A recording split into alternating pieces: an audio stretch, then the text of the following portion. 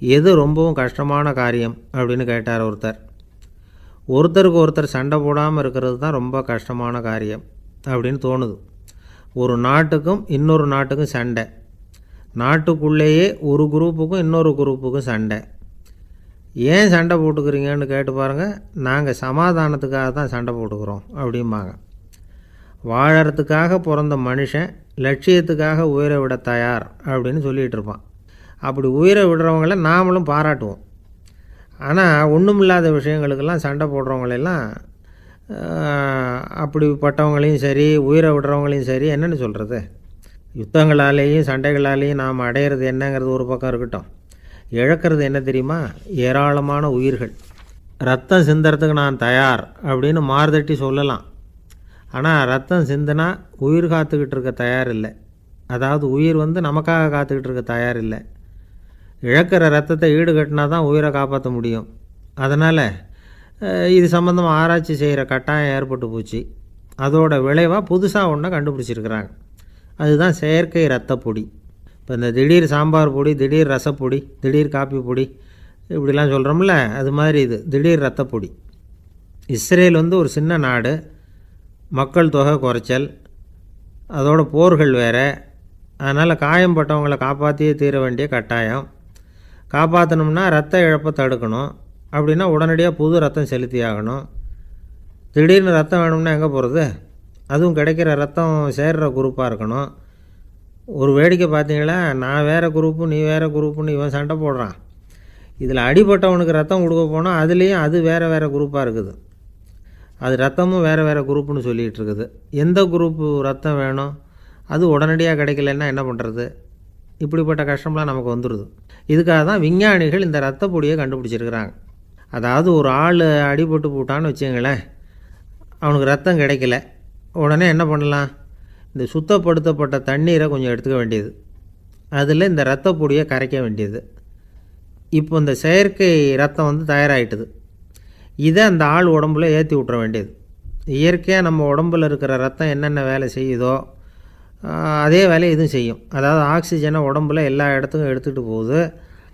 அந்த வேலையை இந்த செயற்கை ரத்தமும் செஞ்சுருது. ஆனால் ஒரு விஷயம், இந்த செயற்கை ரத்தம் ஒரு அவசரத்துக்கு தான் உபயோகப்படுத்தலாம், ஒரு முதல் உதவி மாதிரி. அதை அப்படியே நிரந்தரமாக விட்டுற முடியாது. பின்னாடி தேவையான குரூப்பு உண்மையான ரத்தம் கிடைச்ச உடனே அதை செலுத்திக்கணும். உண்மையான ரத்தத்தை 20லேருந்து 40 நாள் வரைக்கும் தான் பாதுகாக்க முடியும். அதுவும் குளிர்பதன பெட்டியில். அதுக்குள்ளே உபயோகப்படுத்தலைன்னா அது வீணாக போயிடும். இந்த ரத்த பொடி அப்படி இல்லை, எவ்வளோ நாள் வேணும்னாலும் அப்படியே வச்சுருக்கலாம். குளிர்பதன பெட்டியும் தேவையில்லை. ஆனால் ஒன்று, இது தண்ணியில் கலந்து செயற்கை ரத்தமாக ஆக்கிவிட்டா அதோட வலு 72 மணி நேரம் தான். அதாவது 3 நாள். அதுக்குள்ளே அந்த ஆசாமியை எங்கேயாவது ஆஸ்பத்திரிக்கு தூக்கிட்டு போய் உண்மையான ரத்தத்தை கொடுத்துடணும். சண்டையில் அடிபடுறவங்க, சாலை விபத்தில் அடிபடுறவங்க, இவங்களுக்கெல்லாம் அவசரத்துக்கு கை கொடுத்து உதவுறது இந்த செயற்கை ரத்த பொடி. அதுக்கப்புறம் நாம் கொடுக்குற ரத்தம் தான் அவங்கள காப்பாற்றணும். இன்றைக்கி ரத்தத்தை தானமாக கொடுக்க தயாராக இருக்கிற நல்ல உள்ளங்கள் ஏராளம். எவ்வளவு ஆக்சிடெண்ட்டு, ஆப்ரேஷன், இதில் சம்மந்தப்பட்டவங்களை காப்பாற்றுறது நாம் தானமாக கொடுக்குற ரத்தம் தானே. ஒரு ஆக்சிடெண்ட்டு, ஒரு ஸ்கூட்டர் ஒரு ஆள் மேலே மோதி விட்டுது. பார்த்து வரக்கூடாதா அப்படின்னா அந்த ஆள், நீ தான் பார்த்து நடக்கணும், ஏன்னா 20 வருஷமாக நான் அந்த ஸ்கூட்டரை ஓட்டிகிட்டு இருக்கிறேன் அப்படின்னு நானா இவன். இதுக்கு அவன் சொன்னானா, நீ தான் பார்த்து ஓட்டணும், ஏன்னா 40 வருஷமாக நான் இப்படி நடந்துக்கிட்டு இருக்கிறேன் அப்படின்னானா. ஒரு மனுஷனுக்கு 3 விதத்தில் கர்வம் உண்டாகிறதுக்கு வாய்ப்பு உண்டு. பணம், பதவி, புகழ். பணம் அதிகமாக வந்தால் கர்வம் வரலாம். பதவி பெருசாக வந்துட்டுதுன்னா கர்வம் வரலாம். புகழ் அதிகமாக போனாலும் கர்வம் வரலாம். இந்த 3 வகையான கர்வத்துக்கும் இடம் கொடுக்காமல் இருக்கிறாங்க பாருங்கள், அவங்க தான் சிறந்த மனிதர்கள். ஒரு பெரிய பொறுப்பில் இருக்கிறவங்களுக்கு கர்வம் வந்துடக்கூடாது. அப்படி வந்துட்டுதுன்னா அது எல்லாருக்கும் இடைஞ்சல். ஒரு ராஜா இருந்தார். அவர் ஒரு நாள் தன்னுடைய தலைநகரத்தை சுற்றி வந்துக்கிட்டு இருந்தார். ஒரு இடத்துல ஒரு அழகான நிலத்தை பார்த்தார். ஆஹா, இந்த இடத்துல நமக்குன்னு ஒரு மாளிகையை கட்டினா எவ்வளோ நல்லாயிருக்கும் அப்படின்னு நினச்சார். ராஜா நினச்சா அது முடியாத காரியமா? சரி, இந்த நிலம் யாருக்கு சொந்தம்னு விசாரிங்க அப்படின்னார் பக்கத்தில் இருந்தவங்கக்கிட்ட. அவங்கெல்லாம் ஓடி போய் விசாரித்தாங்க. அந்த இடம் ஒரு வயசான கிழவிக்கு சொந்தம், வயசான அம்மாவுக்கு சொந்தமாக. அந்த அம்மா தான் அதில் ஒரு குடிசையை போட்டு குடியிருந்துகிட்டு இருக்கிறாங்க. சரி, அந்த நிலத்துக்கு வந்து ஒரு விலையை நிர்ணயம் பண்ணி அதை அந்த வயசான அம்மாக்கிட்ட கொடுத்துருங்கோ அப்படின்னு உத்தரவு போட்டார் ராஜா. ஆனால் அந்த அம்மா, இது எங்கள் பூர்வீக இடம், இதை விற்க மாட்டேன் அப்படின்னு சொல்லிவிட்டுது. சரி, 2 பங்கு விலை கொடுக்குறோம்னு சொல்லி பாருங்க அப்படின்னாங்க. அப்படியே சொன்னாங்க அரண்மனை ஆட்கள். அதுக்கும் சம்மதிக்கலை அந்த அம்மா. இதை கேள்விப்பட்டதும் ராஜாவுக்கு கோபம் வந்துட்டுது. தன்னுடைய ஆளுங்களை கூப்பிட்டார். போய் அந்த குடிசையை பிரித்து எறிங்க, காசெல்லாம் ஒன்றும் கொடுக்காதீங்க அப்படின்னு கத்தினார். அவ்வளோதான். அடுத்த நிமிஷம் அரண்மனை ஆசாமிகள் போனாங்க, குடிசையை பிரித்து எரிஞ்சாங்க. அந்த வயசான அம்மா இருக்குது, அதுவும் அந்த இடத்த விட்டு துரத்தி விட்டாங்க. அந்த இடத்துல ஒரு அரச மாளிகையை கட்டி முடிச்சிட்டாங்க. அந்த வயசான அம்மா பாவம், ராஜாவே இப்படி பண்ணால் யார்கிட்ட போய் முறையிட முடியும்? ஒரு ஞானி இருந்தார், அவர்கிட்ட போய் சொன்னாங்க. அவர் இவங்க சொன்னதை கேட்டு மனசில் வச்சுக்கிட்டார். ஒரு நாள் அந்த ராஜாவே இந்த ஞானியை கூப்பிட்டார். புதுசாக ஒரு மாளிகை கட்டியிருக்கிறேன், வந்து பாருங்கன்னு. சரின்னு சொல்லி இந்த பெரியவர் ஒரு நாள் அந்த மாளிகைக்கு போனார். சும்மா போகல, ஒரு கழுதையையும் ஓட்டிகிட்டு போனார்.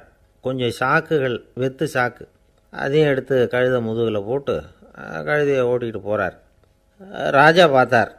அவருக்கு இது ஆச்சரியமாக இருந்தது. என்ன இது, மாளிகைக்கு வந்துட்டு போங்கன்னு கூப்பிட்டா கழுதை சாக்கு இதெல்லாம் கூப்பிட்டு வராரே, ஒன்றும் புரியலையேன்னு நினச்சார். எதுக்காக இதெல்லாம்னு கேட்டார். அரசருடைய தோட்டத்திலேருந்து கொஞ்சம் மண் எடுத்துகிட்டு போகிறதுக்கு ஆசைப்படுறேன், அதுக்கு நீங்கள் அனுமதி கொடுக்கணும் அப்படின்னாரு இவர்.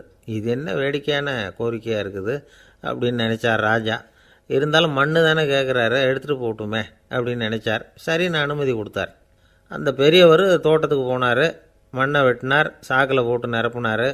ராஜாவை கொஞ்சம் கிட்ட வாங்கன்னு கூப்பிட்டார். இந்த மண் மூட்டையை தூக்கி கழுதையோட முதுகில் வைக்கணும், கொஞ்சம் உதவி பண்ணுங்கன்னார். ஓ, பண்ணுறேனே அப்படின்னு சொல்லி ராஜா கிட்ட போனார். மூட்டையை தூக்கி பார்க்குறாரு, முடியல, திணறி போயிட்டார். இப்போ அந்த ஞானி பேசினாராம். அரசே, இந்த ஒரு சாக்கு மண்ணையே உங்களால் தூக்க முடியல, அந்த கிழவிகிட்ட இருந்து அந்த அக்கிரமமாக அபகரித்த இந்த தோட்டம் பூராவையும் சுமக்கணும்னு ஆசைப்படுறீங்களே, அது உங்களால் முடியுமா அப்படின்னு கேட்டாராம். ராஜா யோசனை பண்ண ஆரம்பித்தார். தன்னுடைய செயலுக்காக வருத்தப்பட்டாராம். அந்த வயசான அம்மாவை உடனடியாக வரவழைச்சார். தாயே, தப்பு பண்ணிட்டேன், என்னை மன்னிச்சுக்குங்க, இன்னையிலேருந்து இந்த மாளிகையும் தோட்டமும் உங்களுக்கு தான் சொந்தம் அப்படின்னு சொல்லிவிட்டாராம். போகிறப்ப இந்த உலகத்திலேருந்து எண்ணத்தை எடுத்துகிட்டு போக போகிறோம், அதனால் ரொம்பவும் அலட்டிக்க வேண்டியதில்லை, கர்வப்பட வேண்டியதில்லை அப்படிங்கிறது ஒரு பெரிய உபதேசம். ஒரு பெரிய மனுஷன் சாக கிடந்தார், ரொம்பவும் அழுதார். ஏன் அழறீங்க அப்படின்னு கேட்டாங்க சுற்றி இருந்தவங்க. நான் சாகிறதுக்காக கவலைப்படலை, நான் நம்ம ஜனங்களுக்காக எவ்வளவோ காரியம்லாம் செஞ்சுக்கிட்டு வந்தேன்.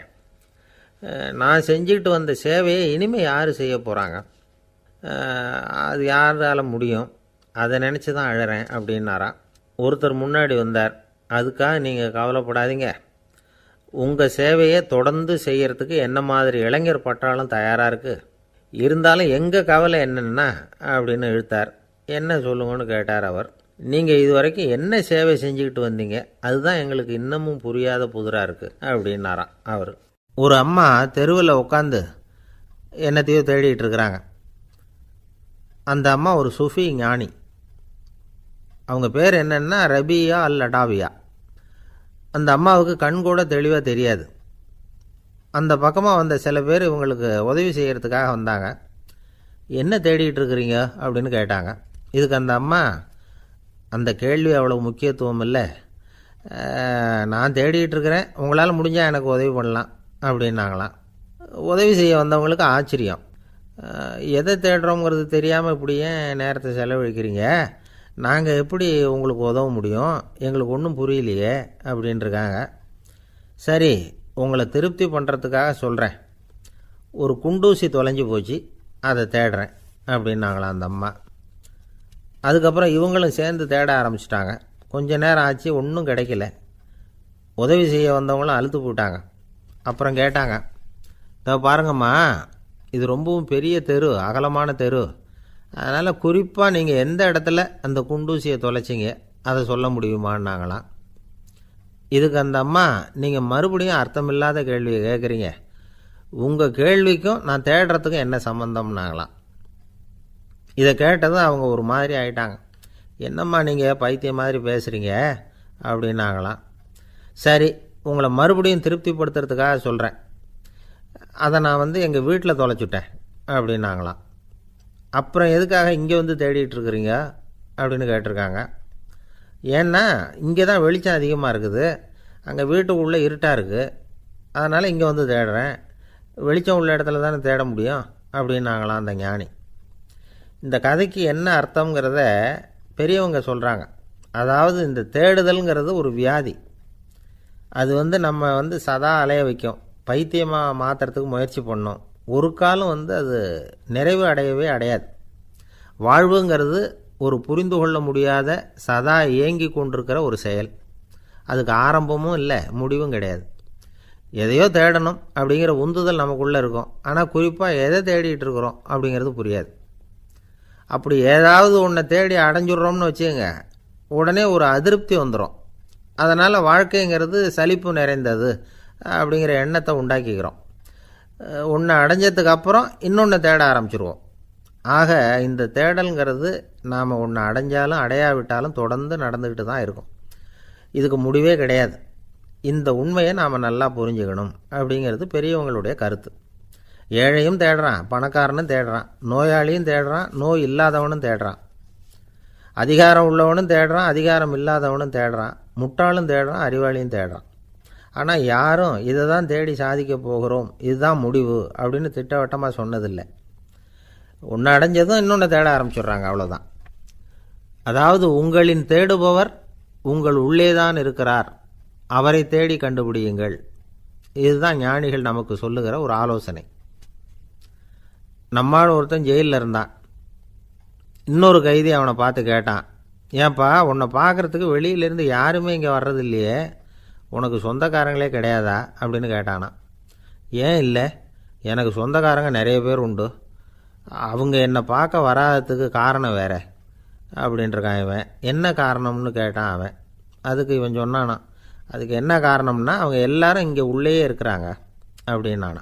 ஒரு தீக்குச்சி தீப்பெட்டியை பார்த்து கேட்டுதான், நாம் 2 பேரும் தானே உரசிக்கிறோம், ஆனால் நான் மட்டும் தீ பிடிச்சி எரிஞ்சு போகிறேன், நீ அப்படியே இருக்கிறியே அப்படின்னு தான். அதுக்கு தீப்பெட்டி சொல்லியிருக்குது, உனக்கு தலையில் கணம் இருக்குது அதனால் அழிஞ்சு போகிற அப்படின்னு தான். எப்படி இருக்கு பாருங்கள் இந்த பதில். தலையில் கணம் உள்ளவங்க யாருமே சரியாக இருக்க முடியாது. எவ்வளவு பெரியவங்களாக இருந்தாலும் சரி, ரொம்ப கஷ்டம்தான் அது. கர்வம்ங்கிறது கூடவே கூடாது. இதை விளக்கிறதுக்கு மகான் ஒருத்தர் ஒரு சம்பவத்தை சொல்கிறார். அர்ஜுனன் தீர்த்த யாத்திரை பண்ணானா. அப்போது தென்னிந்தியாவுக்கு வந்திருக்கிறான். ராமேஸ்வரத்துக்கு போனப்போ அங்கே இலங்கைக்கு கல்லுலாம் அடுக்கி போடப்பட்டிருந்த பாலத்தை பார்த்தானா. ஒரு சின்ன குரங்கு அதுக்கு பக்கத்தில் விளையாடிக்கிட்டு இருந்திருக்கு. அதை பார்த்துட்டு அர்ஜுனன் சிரிச்சிருக்கான். ஏன் சிரிக்கிறேன்னு கேட்டிருக்கு அந்த குரங்கு. ராமன் மிகச்சிறந்த வில் வீரன், அப்படி இருக்கிறப்போ அவன் இலங்கைக்கு அம்புகளாலேயே ஒரு பாலம் கட்டியிருக்கலாம். அதை விட்டுட்டு போயும் உன்ன மாதிரி குரங்குகளை துணையாக வச்சுக்கிட்டு இப்படி ஒரு கருங்கல் பாலத்தை கட்டியிருக்கிறானே அப்படின்னு நானா.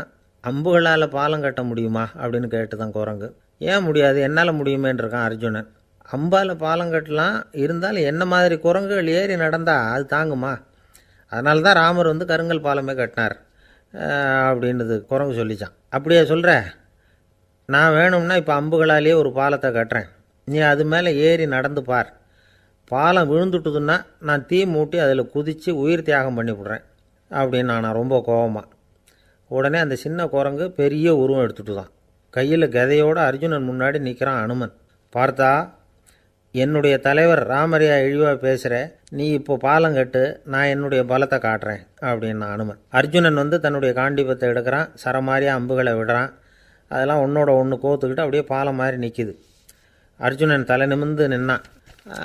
அனுமன் உயர கிளம்பி அங்கேருந்து பாலத்தில் பொத்துன்னு இறங்கினான். பாலம் அப்படியே நொறுங்கி போச்சு தூள் தூளாக. என்ன அர்ஜுனா, இப்போ என்ன செய்ய போகிற அப்படின்னா ஏளனமாக. அர்ஜுனன் தலையை தொங்க போட்டுக்கிட்டான். சொன்னபடி தீ மூட்டி அதில் குதிக்கிறதுக்காக 3 தடவை சுற்றி வந்தான். அப்போது கிருஷ்ணர் அங்கே வந்தார். என்ன அர்ஜுனா, என்ன நடக்குது, என்ன இது அப்படின்னு ஒன்றும் தெரியாத மாதிரி கேட்டார். அர்ஜுனன் வாயை திறக்கிறதுக்கு முன்னாடி அனுமன் வாயை திறந்தான், நடந்ததை சொன்னான். அர்ஜுனன் சவால் விட்டபடி உயிர் திறந்தே ஆகணும்னா அனுமன். கிருஷ்ணர் யோசனை பண்ணார். நல்லது, இந்த சவால் விட்டதுக்கும் நடந்ததுக்கும் யார் சாட்சி? பெரியவர் ஒருத்தரை சாட்சியாக வச்சுக்கிட்டல்லவா நீங்கள் இந்த போட்டியை நடத்தியிருக்கணும் அப்படின்னார். அதனால் என்ன, இப்போ மறுபடியும் அந்த போட்டியை நடத்திவிட்டா போச்சு. என்னால் அந்த அம்பு பாலத்தை நொறுக்க முடியாதா அப்படின்னு அனுமன். சரி, இப்போ மறுபடியும் அது நடக்கட்டும்னார் கிருஷ்ணர். அர்ஜுனன் அம்பு பாலம் அமைச்சான். அனுமன் ஏறி குதிச்சான். பாலம் அசைஞ்சு கொடுக்கவே இல்லை, அவ்வளோ உறுதியாக இருக்குது. இப்போ அனுமன் தலையை குனிஞ்சிக்கிட்டான். அர்ஜுனன் நன்றியோடு நிமிர்ந்து பார்த்தான். கிருஷ்ணருடைய தோள்கள்லேயும் முதுகள்லேயும் ரத்தம். என்ன சுவாமி, என்ன நடந்ததுன்னு நான் பதறி போய், உன் அம்பு பாலத்தை நான் தான் முட்டு கொடுத்து தாங்கிக்கிட்டு இருந்தேன். அனுமன் குதித்தப்போ என் மேலே ஏற்பட்ட காயங்கள் இவை. பின்ன உன்னுடைய அம்பு பலத்தினாலேயா பாலம் நின்றுதுன்னு நினைக்கிறேன் அப்படின்னாரான். முதல்ல வந்து அர்ஜுனன், அப்புறம் அனுமன், 2 பேருக்குமே கர்வ பங்கம் ஆகிட்டு தான். அதாவது அவங்கக்கிட்ட இருந்த கர்வம் போயிட்டுது. யாராக இருந்தாலும் கர்வம் கூடாதுங்கிறத இதிலேருந்து நாம் புரிஞ்சுக்கணும்.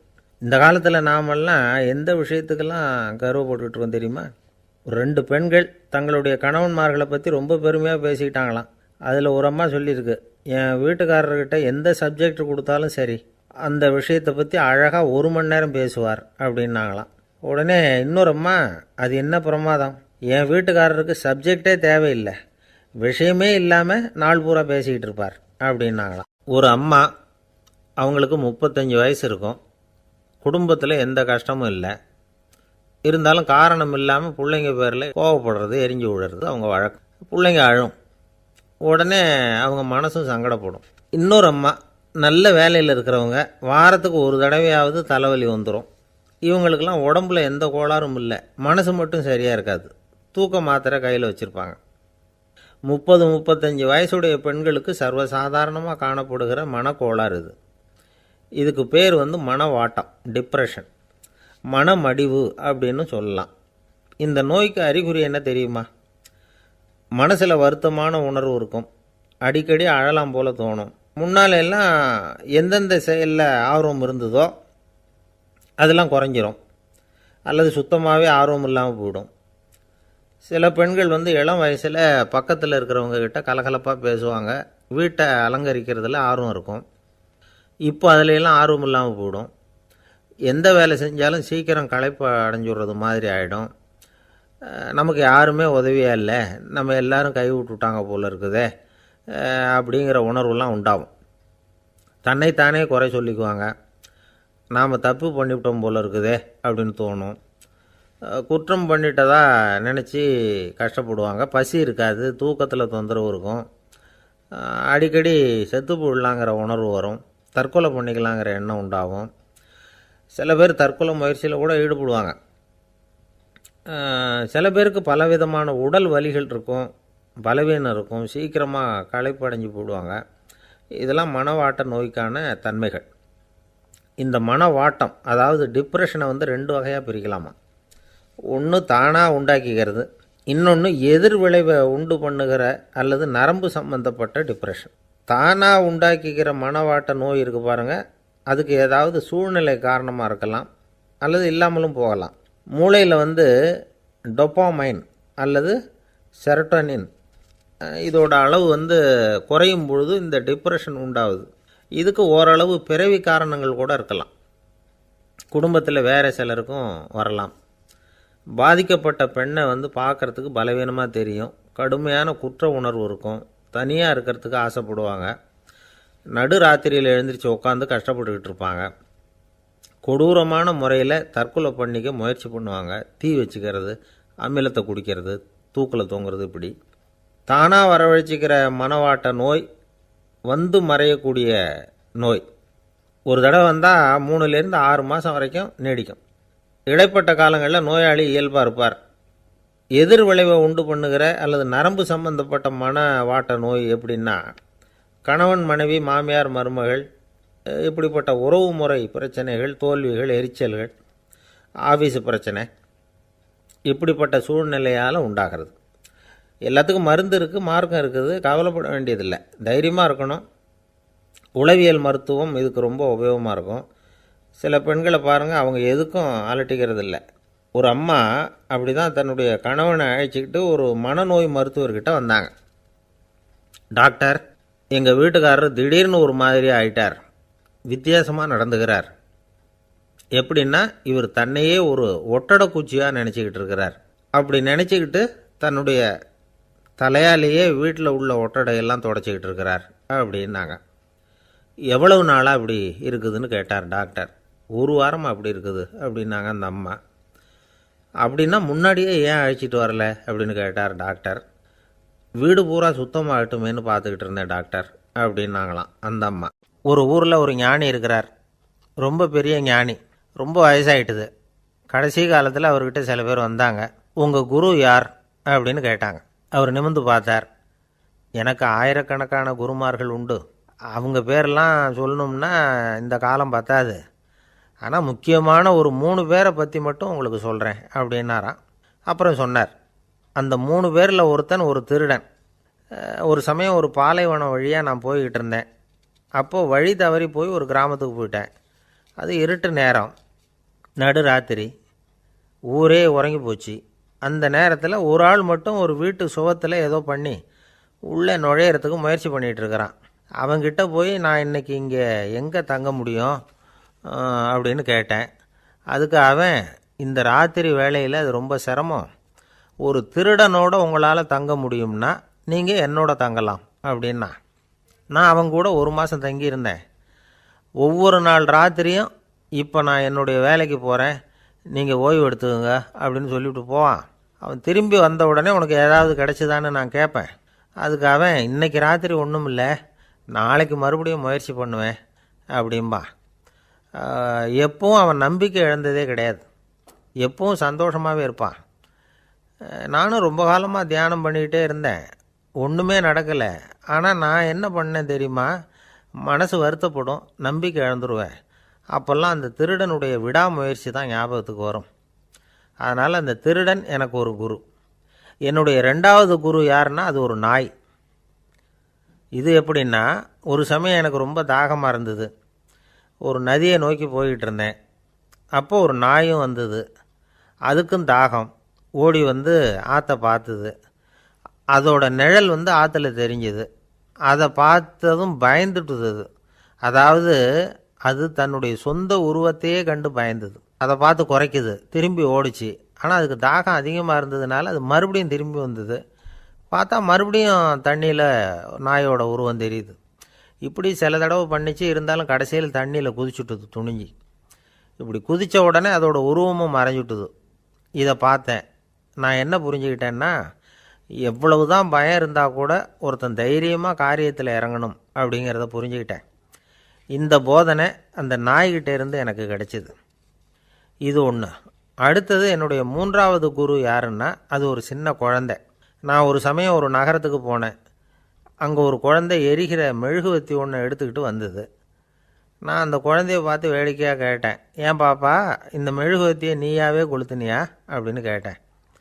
ஆமான்னுது அந்த குழந்தை. சரி, இந்த மெழுகுவத்தி முன்னாடி எரியாமல் இருந்தது, இப்போ எரியுது.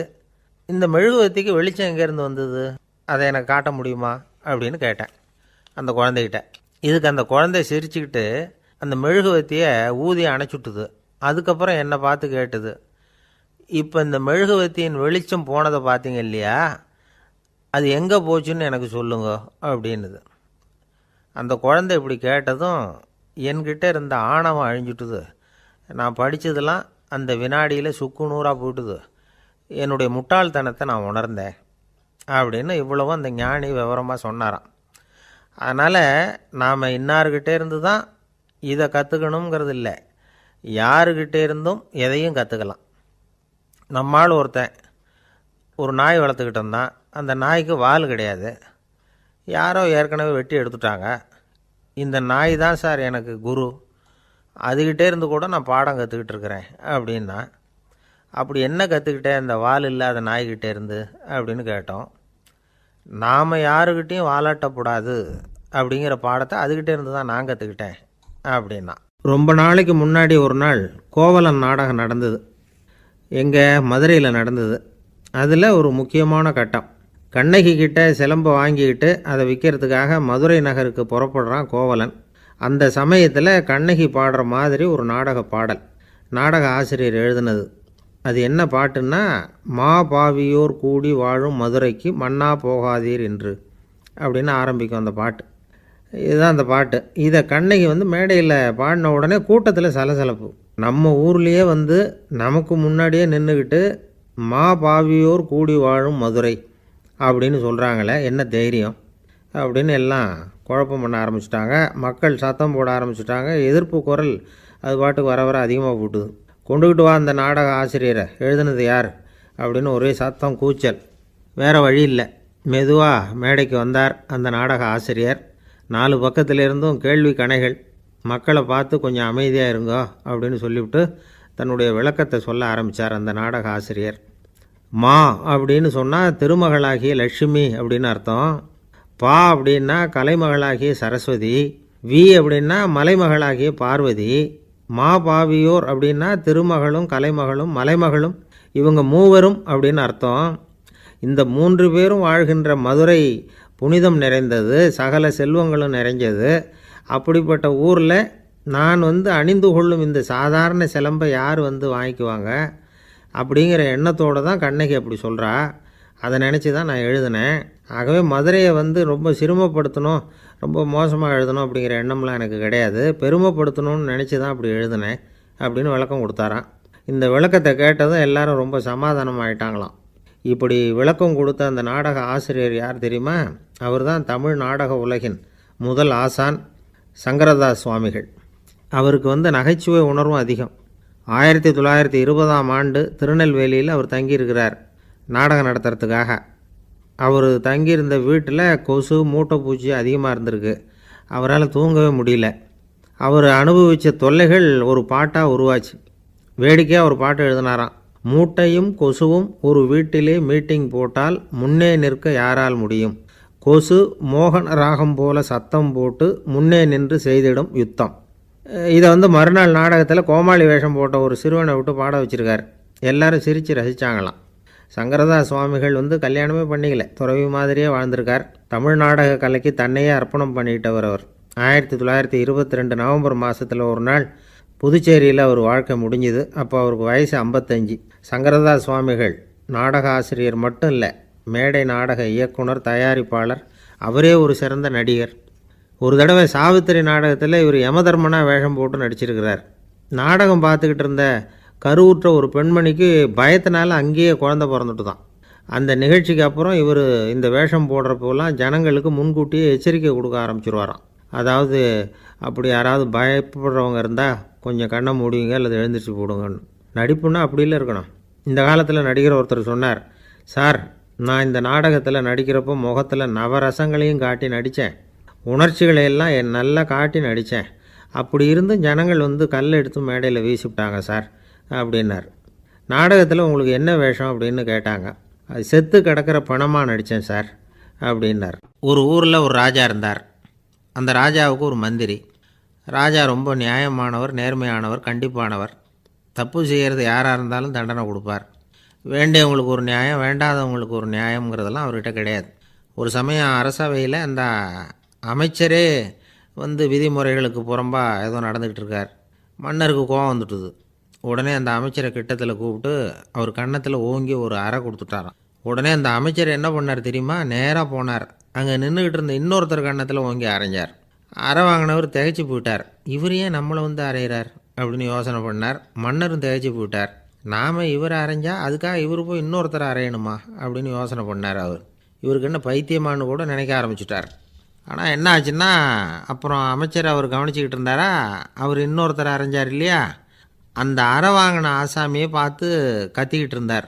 யார்? அமைச்சர். ஏன்பா என்கிட்ட அறையை வாங்கிக்கிட்டு இப்படி விவரம் இல்லாமல் நின்றுட்டு இருக்கிறிய, நான் உனக்கு கொடுத்ததை நீ வேறு யாருக்கிட்டையாவது கொடுத்துரு அப்படின்னார். உடனே அந்த ஆள் பார்த்தான். தனக்கு அடுத்தபடியாக நின்றுக்கிட்டு இருந்தவனை ஓங்கி ஒரு அறை அரைஞ்சான். அவன் கன்னத்தை தடவிட்டே யோசனை பண்ணான். இது ஏதோ புரிஞ்சுக்கிட்ட மாதிரி அடுத்தாப்பில் நின்றுக்கிட்டு இருந்தவனை அரைஞ்சான். இப்படி இந்த அறை மாறி மாறி போய்கிட்டே இருக்குது. ஊர் பூரா பிரயாணம் பண்ண ஆரம்பிச்சுட்டுது. அன்றைக்கி ராத்திரி அந்த ராஜா படுக்கிறதுக்காக போனார். அந்த நேரம் பார்த்து அவர் கன்னத்தில் பலார்னு ஒரு அறை விழுந்தது. நம்மளே அரையிறது யார் அப்படின்னு அதிர்ச்சியோட மன்னர் திரும்பி பார்க்குறாரு. அரைஞ்சது அவரோட மனைவி. என்னாச்சு உனக்குன்னு கத்துனார் ராஜா. உங்களுக்கு தெரியாதா, ஊர் பூரா ஒருத்தர் மாற்றி ஒருத்தர் மூலமாக இந்த அறை பிரயாணம் பண்ணிக்கிட்டு வருது அப்படின்னாங்க அந்த அம்மா. அப்படின்னா ஆரம்பித்த இடத்துக்கே வந்துட்டுதா அப்படின்னாராம் மன்னர். என்ன சொல்கிறீங்கன்னு கேட்டிருக்காங்க. இவர் விவரத்தை சொன்னாராம். அப்படின்னா நீங்கள் ஆரம்பித்து வச்ச இந்த விளையாட்டை நான் முடிச்சு வச்சுட்டேன் அப்படின்னாங்களாம் அந்த அம்மா. மறுநாள் காலை மறுபடியும் அரசவை கூடிச்சு அந்த அமைச்சர் மன்னரை பார்த்து கேட்டார், என்ன மகாராஜா, என்கிட்ட கொடுத்ததை திருப்பி வாங்கிட்டீங்களா அப்படின்னாராம். இப்படி நடக்கும்னு நான் எதிர்பார்க்கவே இல்லைன்னார் மன்னர். ஆனால் நான் எதிர்பார்த்தேன். அது எங்கே போயிட போகுது, ஊர் பூரா சுற்றி கடைசியில் உங்ககிட்ட தான் வந்து சேரும் அப்படிங்கிறது எனக்கு தெரியும் அப்படின்னார் அமைச்சர்.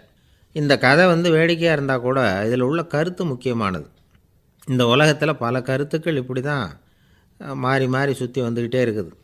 நம்மளும் ஒருத்தன் தன்னுடைய நண்பன் ஒருத்தனை கடத்தெருவில் பார்த்தான். உடனே ஓடி போய் பலார்னு ஒரு அறை கொடுத்தானான். அவன் கண்ணத்தை தடவிட்டு ஏன்டா என்ன அரைஞ்சேன்னு கேட்டிருக்கான். நீ ஏன்டா என்னை முட்டாள்னு என் மனைவிட்ட போய் சொன்னேன் அப்படின்ட்டுருக்கான் அவன்.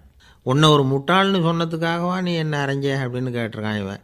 டேய், நான் அதுக்காக அறையலப்பா, அது ஒரு பெரிய ரகசியம். நான் முட்டாளுங்கிறது அந்த ரகசியத்தை நீ ஏன் எங்கள் வீட்டில் போய் சொன்னேன், அதுக்காக தான் அரைஞ்சேன் அப்படின்னு நானும் அவன். 1816 வருஷம் செப்டம்பர் மாதம் 11ஆம் தேதி பிரான்ஸ் தேசத்தில் உள்ள ஒரு மருத்துவமனை. அங்கே ஒரு இளம் டாக்டர் கொஞ்ச நாளைக்கு முன்னாடி தான் அந்த ஆஸ்பத்திரியில் புதுசாக வேலைக்கு சேர்ந்துருக்கிறார். அவர் பேர் ரெனே லெனக். அவர் அன்னைக்கு காலையில் அந்த மருத்துவமனையில் அப்படியே ரவுண்ட்ஸ் வந்துக்கிட்டு இருக்கிறார். வார்டில் ஒரு படுக்கையில் ஒரு இளம்பெண் படுத்திருக்கிறார். அந்த பொண்ணுக்கு இருதய நோயாக இருக்கலாம்ங்கிறது மற்ற டாக்டர்கள் சந்தேகம். அந்த காலத்துல எல்லாம் ஒருத்தருடைய இருதய துடிப்பை தெரிஞ்சுக்கணும்னா நோயாளியின் மார்பில் டாக்டர் காதை வச்சு பார்த்து தான் தெரிஞ்சுக்கிறது வழக்கம். ஆனால் இந்த பெண்ணும் இளம்பெண், அந்த டாக்டரும் புதுசாக சேர்ந்துருக்கிறவர். அதனால் பரிசோதனை பண்ண தயங்கினார். கொஞ்ச நேரம் யோசனை பண்ணார். திடீர்னு ஒரு ஞாபகம் வந்தது அவருக்கு. அதாவது அன்றைக்கி விடியற் காலையில் தோட்டத்தில் அப்படி வாக்கிங் போயிட்டு இருந்தப்போ சின்ன பசங்கள்லாம் ஒரு மரக்கட்டையை வச்சு விளையாடிக்கிட்டு இருந்தாங்களாம். அதை இவர் பார்த்துருக்கிறார். அது என்ன விளையாட்டுனா, ஒரு நீளமான மரப்பலகை, அதில் ஒரு முனையில் ஒரு பையன் தன்னுடைய காதை வச்சுக்கிட்டு இருக்கிறான், மறுமுனையில் இன்னொரு பையன் அந்த மரப்பலகையை ஒரு ஆணியால் கீறிக்கிட்டு இருக்கிறான். ஒரு முனையில் ஆணியால் கீறும் பொழுது மறுமுனையில் காதை வச்சிருக்கிற பையனுக்கு அந்த சத்தம் துல்லியமாக கேட்குது. அந்த டாக்டருக்கு காலையில் பார்த்த இந்த விளையாட்டு ஞாபகத்துக்கு வந்துட்டுது. உடனே என்ன பண்ணார் தெரியுமா? ஒரு நீளமான காகிதத்தை எடுத்தார். அதை அப்படியே உருளை மாதிரி உருட்டினார். ஒரு முனையை அந்த நோயாளியின் மார்பில் இடது பக்கம் வச்சார், இன்னொரு முனையில் தன்னுடைய காதை வச்சார். என்ன ஆச்சரியம்! நோயாளியின் மார்பில் நேரடியாக காதை வச்சு கேட்குறத விட துல்லியமாக கேட்டுது இதய துடிப்பு. இதய துடிப்பு மட்டும் இல்லை, மூச்சு இழுத்து விடுறது, திரவ பொருள்களின் அசைவு, எல்லா சத்தமும் தெளிவாக கேட்குது. கிரேக்க மொழியில் ஸ்டெத்தாஸ் அப்படின்னா மார்பு, ஸ்கோப்பின் அப்படின்னா பார்ப்பதுன்னு அர்த்தம். அதனால் டாக்டர் ரெனே லெனக் தான் கண்டுபிடிச்ச கருவிக்கு ஸ்டெத்தஸ்கோப் அப்படின்னு பேர் வச்சார். அவரே முதல் மாடலையும் செஞ்சார். அளவு ரொம்ப பெருசாக இருந்தது, சுலபமாக எடுத்துகிட்டு போகிறது கஷ்டம், அது அவ்வளோ கஷ்டமாக இருந்தது அது. அதனால் அவரே அதை அப்புறம் 2 பிரிவாக தயார் பண்ணார். இது 2 துண்டையும் டாக்டர் தன்னோட கோட்டு பாக்கெட்டில் வச்சுக்கலாம், தேவைப்படுறப்ப எடுத்து ஒன்றா சேர்த்துக்கலாம். இப்படி தான் அவர் ஆரம்பத்தில் பண்ணார். தன்னுடைய இந்த கண்டுபிடிப்பை பற்றி அவர் ஒரு புத்தகம் எழுதினார். நிறைய விற்றுது, புகழும் பணமும் சேர்ந்தது. பணமும் புகழும் சேர்ந்தது மாதிரியே அவருக்கு ஒரு நோயும் சேர்ந்தது. அது என்ன நோயின்னு கண்டுபிடிக்கிறதுக்கும் அவர் கண்டுபிடிச்ச கருவி தான் உபயோகப்பட்டு தான். அவரே அதை கண்டுபிடிச்சார். அவருக்கு வந்திருந்தது காச நோய். 1826 வருஷம் ஆகஸ்ட் மாதம் 13ஆம் தேதி உலகத்தின் முதல் ஸ்டெதஸ்கோப்பை கண்டுபிடிச்ச டாக்டர் ரெனே லெனக் காலமானார். அவர் சாகிறதுக்கு முன்னாடி மரத்தால் செஞ்சு வச்சுருந்த ஸ்டெதஸ்கோப்பை தனக்கு வேண்டியப்பட்ட ஒரு டாக்டர்கிட்ட கொடுத்து, என்னுடைய சொத்துக்கள்லேயே ரொம்ப வசந்தது அப்படின்னு சொன்னாராம். அதுக்கப்புறம் 3 வெள்ளைக்காரங்க சேர்ந்து இந்த கருவியில் சில மாற்றங்களை பண்ணாங்க.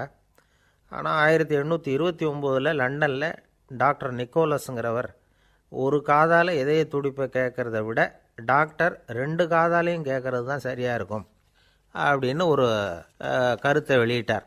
அதுக்கப்புறம் ரொம்ப காலம் கழித்து 1852 ஜார்ஜ் காமான் அப்படிங்கிறவர் ரப்பர் டியூபுகளை உபயோகப்படுத்தி 2 காதாலையும் கேட்குற மாதிரி ஒரு புதிய வடிவத்தை அதுக்கு கொடுத்தார். அதுக்கு பிறகு அது படிப்படியாக எவ்வளவோ மாற்றங்கள் இருந்தாலும் ஆரம்பத்தில் டாக்டர் ரெனே லெனக் உருவாக்கின அடிப்படை மாடலை யாரும் மாற்றி அமைக்கலைங்கிறது தான் முக்கியமான விஷயம். நமக்கு தெரிஞ்ச ஒரு ஆஸ்பத்திரி, அதில் ஒரு நோயாளி, காலை நேரத்தில் நர்ஸு அந்த பக்கமாக போயிட்டு இருந்தாங்க. அதை பார்த்துட்டு ஒரு நர்ஸுன்னு கத்துறார். நர்ஸு அவசரமாக ஓடி என்ன விஷயம்னு கேட்டாங்க. சிஸ்டர், இங்கே பாருங்கள், உங்கள் டாக்டரை என் நெஞ்சில் அவர் காதை வச்சு கேட்டுக்கிட்டு இருக்கிறார் அப்படின்னார் நோயாளி. சிஸ்டர் பதட்டப்படாமல், அதனால் என்ன, இந்த டாக்டர் பழமையான விஷயங்களில் ரொம்ப நம்பிக்கை உள்ளவர், அதனால் ஸ்டெதாஸ்கோப்பை உபயோகப்படுத்தாமல் காதை வச்சு கேட்குறார், அது ஒன்றும் தப்பு இல்லை அப்படின்னாங்களாம். ஐயோ, அதுக்காக இல்லை சிஸ்டர், இவர் என் நெஞ்சு மேலே தலையை வச்சது நேற்று ராத்திரி 9 மணி, இப்போ விடிஞ்சு போச்சு, இன்னமும் தலையை எடுக்கவே இல்லை, அதுக்காக தான் சந்தேகப்பட்டு உங்களை கூப்பிட்றேன் அப்படின்னாராம். ஆசைப்படுறதில் தப்பு இல்லை, ஆனால் அந்த ஆசை தேவைக்கு தகுந்த மாதிரி இருக்கணும். தேவைக்கு மீறிய ஆசைகள் இருக்குது பாருங்கள், அது தேவையில்லை. இந்த கருத்தை வலியுறுத்தது மாதிரி ஒரு கதை உண்டு. தேவேந்திரனுக்கு திடீர்னு வீடு கட்டணும்னு ஒரு ஆசை வந்து தான். வீடுன்னா நாம் கட்டுற மாதிரி இல்லை.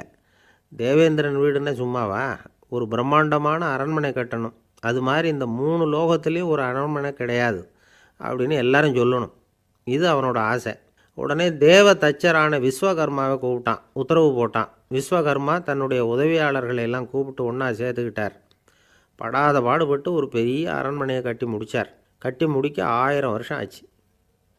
தேவேந்திரன் வந்து பார்க்குறான். அவனுக்கு திருப்தி ஏற்படலை. என்னுடைய அந்தஸ்துக்கு இது ரொம்ப சாதாரணமான கட்டிடம், இதை விட இன்னும் பெருசாக கட்டு அப்படின்னா. தேவ தச்சர் திணறி போயிட்டார். அவரால் அதுக்கு மேலே எதுவும் செய்ய முடியல. என்ன பண்ணுறதுன்னு யோசனை பண்ணார். நேராக நாரதர் காலில் போய் விழுந்தார். நீங்கள் தான் என்னை இந்த பிரச்சனையிலேருந்து காப்பாற்றணும்னார். நாரதர் யோசனை பண்ணார். சரி, கவலைப்படாதேன்னார். நேராக இந்திரன்கிட்ட போனார். இந்திரன் வந்து நாரதரை பார்த்த உடனே வாங்கன்னு கூட்டிகிட்டு போய் அரண்மனையை காட்டினான். இது மாதிரி ஒரு அரண்மனையை நீங்கள் வேறு எங்கேயாவது பார்த்துருக்குறீங்களா அப்படின்னு ரொம்ப பெருமையாக கேட்டான். நான் பார்த்ததில்லை, ஆனால் என்னை விட வயசில் மூத்தவர் மகரிஷி லோமேசர், அவர் ஒரு வேளை பார்த்துருக்கிறாரா என்னமோ அப்படின்னார். உடனே அவரை மனசில் நினச்சி தியானம் பண்ணினார். அடுத்த கணம் லோமேசர் அங்கே வந்தார். இடையில் ஒரு சின்ன துண்டு, கையில் ஒரு கமண்டலம், தலையில் ஒரு பாய், அவ்வளவுதான் அவர்கிட்ட இருந்தது. எதுக்காக தலையில் எந்த பாய் அப்படின்னு கேட்டான் இந்திரன். என்ன மாதிரி அற்ப ஆயுள் உள்ள ஒரு ஜீவன் தனியாக வீடு கட்டிக்கிட்டு திண்டாடணுமா? இந்த பாய் தான் ஒரு வீடு மாதிரி எனக்கு நிழல் கொடுக்குது அப்படின்னார் அவர். என்னது, உங்களுக்கு வந்து அவ்வளவு கொஞ்சமான ஆயுளா அப்படின்னு ஆச்சரியத்தோடு கேட்டான் இந்திரன். ஆமாம், இதை பாரு, என்னுடைய மார்பில் ஒரு பொற்காசு அளவுக்கு ரோமம் உதிர்ந்துட்டுது. எப்போ என் உடம்புல உள்ள எல்லா ரோமமும் உதிர்ந்துருமோ அப்போ என்னுடைய ஆயுள் முடியும் அப்படின்னார். எப்போ அந்த ரோமங்கள் பூரா உதிரும்னு கேட்டான் இவன். ஒரு பிரம்மா மறைஞ்சதும் ஒரு ரோமம் உதிரும். என் உடம்புல உள்ள ரோமங்களின் எண்ணிக்கை எவ்வளவோ அவ்வளவு பிரம்மாக்கள் தோன்றி அவங்க ஆயுள் முடியும் பொழுது என் உடம்புல உள்ள ரோமங்கள் பூரா உதிரும் அப்படின்னார். அப்படின்னா ஒரு பிரம்மாவோட ஆயுள் எவ்வளவு காலம்னு கேட்டான். ஒரு பிரம்மாவுக்கு 100 தேவ வருஷம். ஒவ்வொரு தேவ வருஷத்துக்கும் 365 தேவ நாள். ஒவ்வொரு தேவ நாள்லேயும் ஒன்றை மாதிரி 14 இந்திரர்கள் தோன்றி மறைகிறாங்க அப்படின்னு மகரிஷி லோமேசர் சொல்கிறார். இதை கேட்டதும் இந்திரன் ஆடி போயிட்டான். அவ்வளவு ஆயுள் உள்ள இவரே அற்ப ஆயுள்னு சொல்கிறார். நான் என்னுடைய ஆயுளை பெருசாக நினச்சிக்கிட்டு பிரம்மாண்டமான அரண்மனை கட்டணும்னு ஆசைப்படுறேனே அப்படின்னு நினச்சான். எனக்கு வீடு கட்டின வரைக்கும் போதும்னு விட்டான். அதனால் நாமெல்லாம் நம்முடைய தேவைக்கு தகுந்த மாதிரி ஆசைப்படுறது தான் நியாயம். ஆனால் அப்படியே நடந்துக்கிறோம். மனுஷன் வந்து கடவுளையே ஏமாற்றி காசு வாங்கிறதுக்குள்ள ஆசைப்படுறான். ஒருத்தன் கடவுளை நினச்சி தவம் இருந்தான். கடவுள் நேரில் வந்தார். தேவலோகத்தில் ரூபாய்க்கெல்லாம் என்ன மதிப்புன்னு கேட்டான். அங்கெல்லாம் ரூபாய்ங்கிறது உங்கள் பணத்தில் 1 கோடி ரூபாய்க்கு சமம். அதாவது தேவலோகத்தில் 1 ரூபான்னா இங்கே 1 கோடி ரூபா.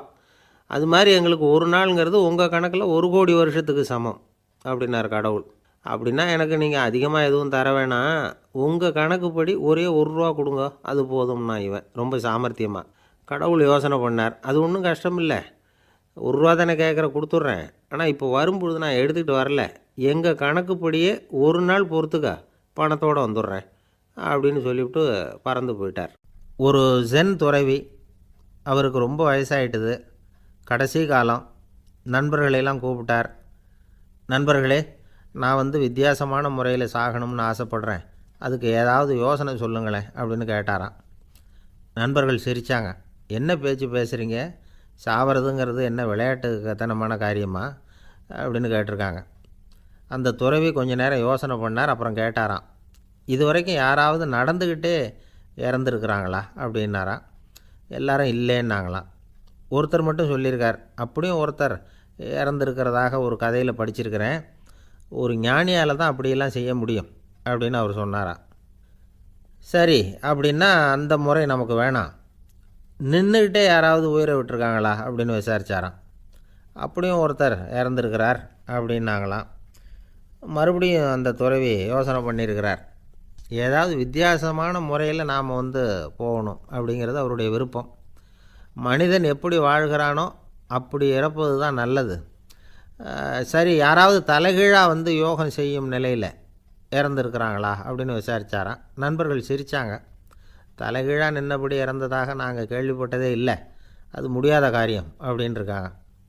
இப்போ அந்த துறவிக்கு திடீர்னு உற்சாகம் வந்துட்டுது.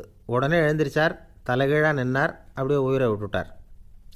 அவ்வளோதான். அந்த மடாலயத்தில் ஒரே குழப்பம்.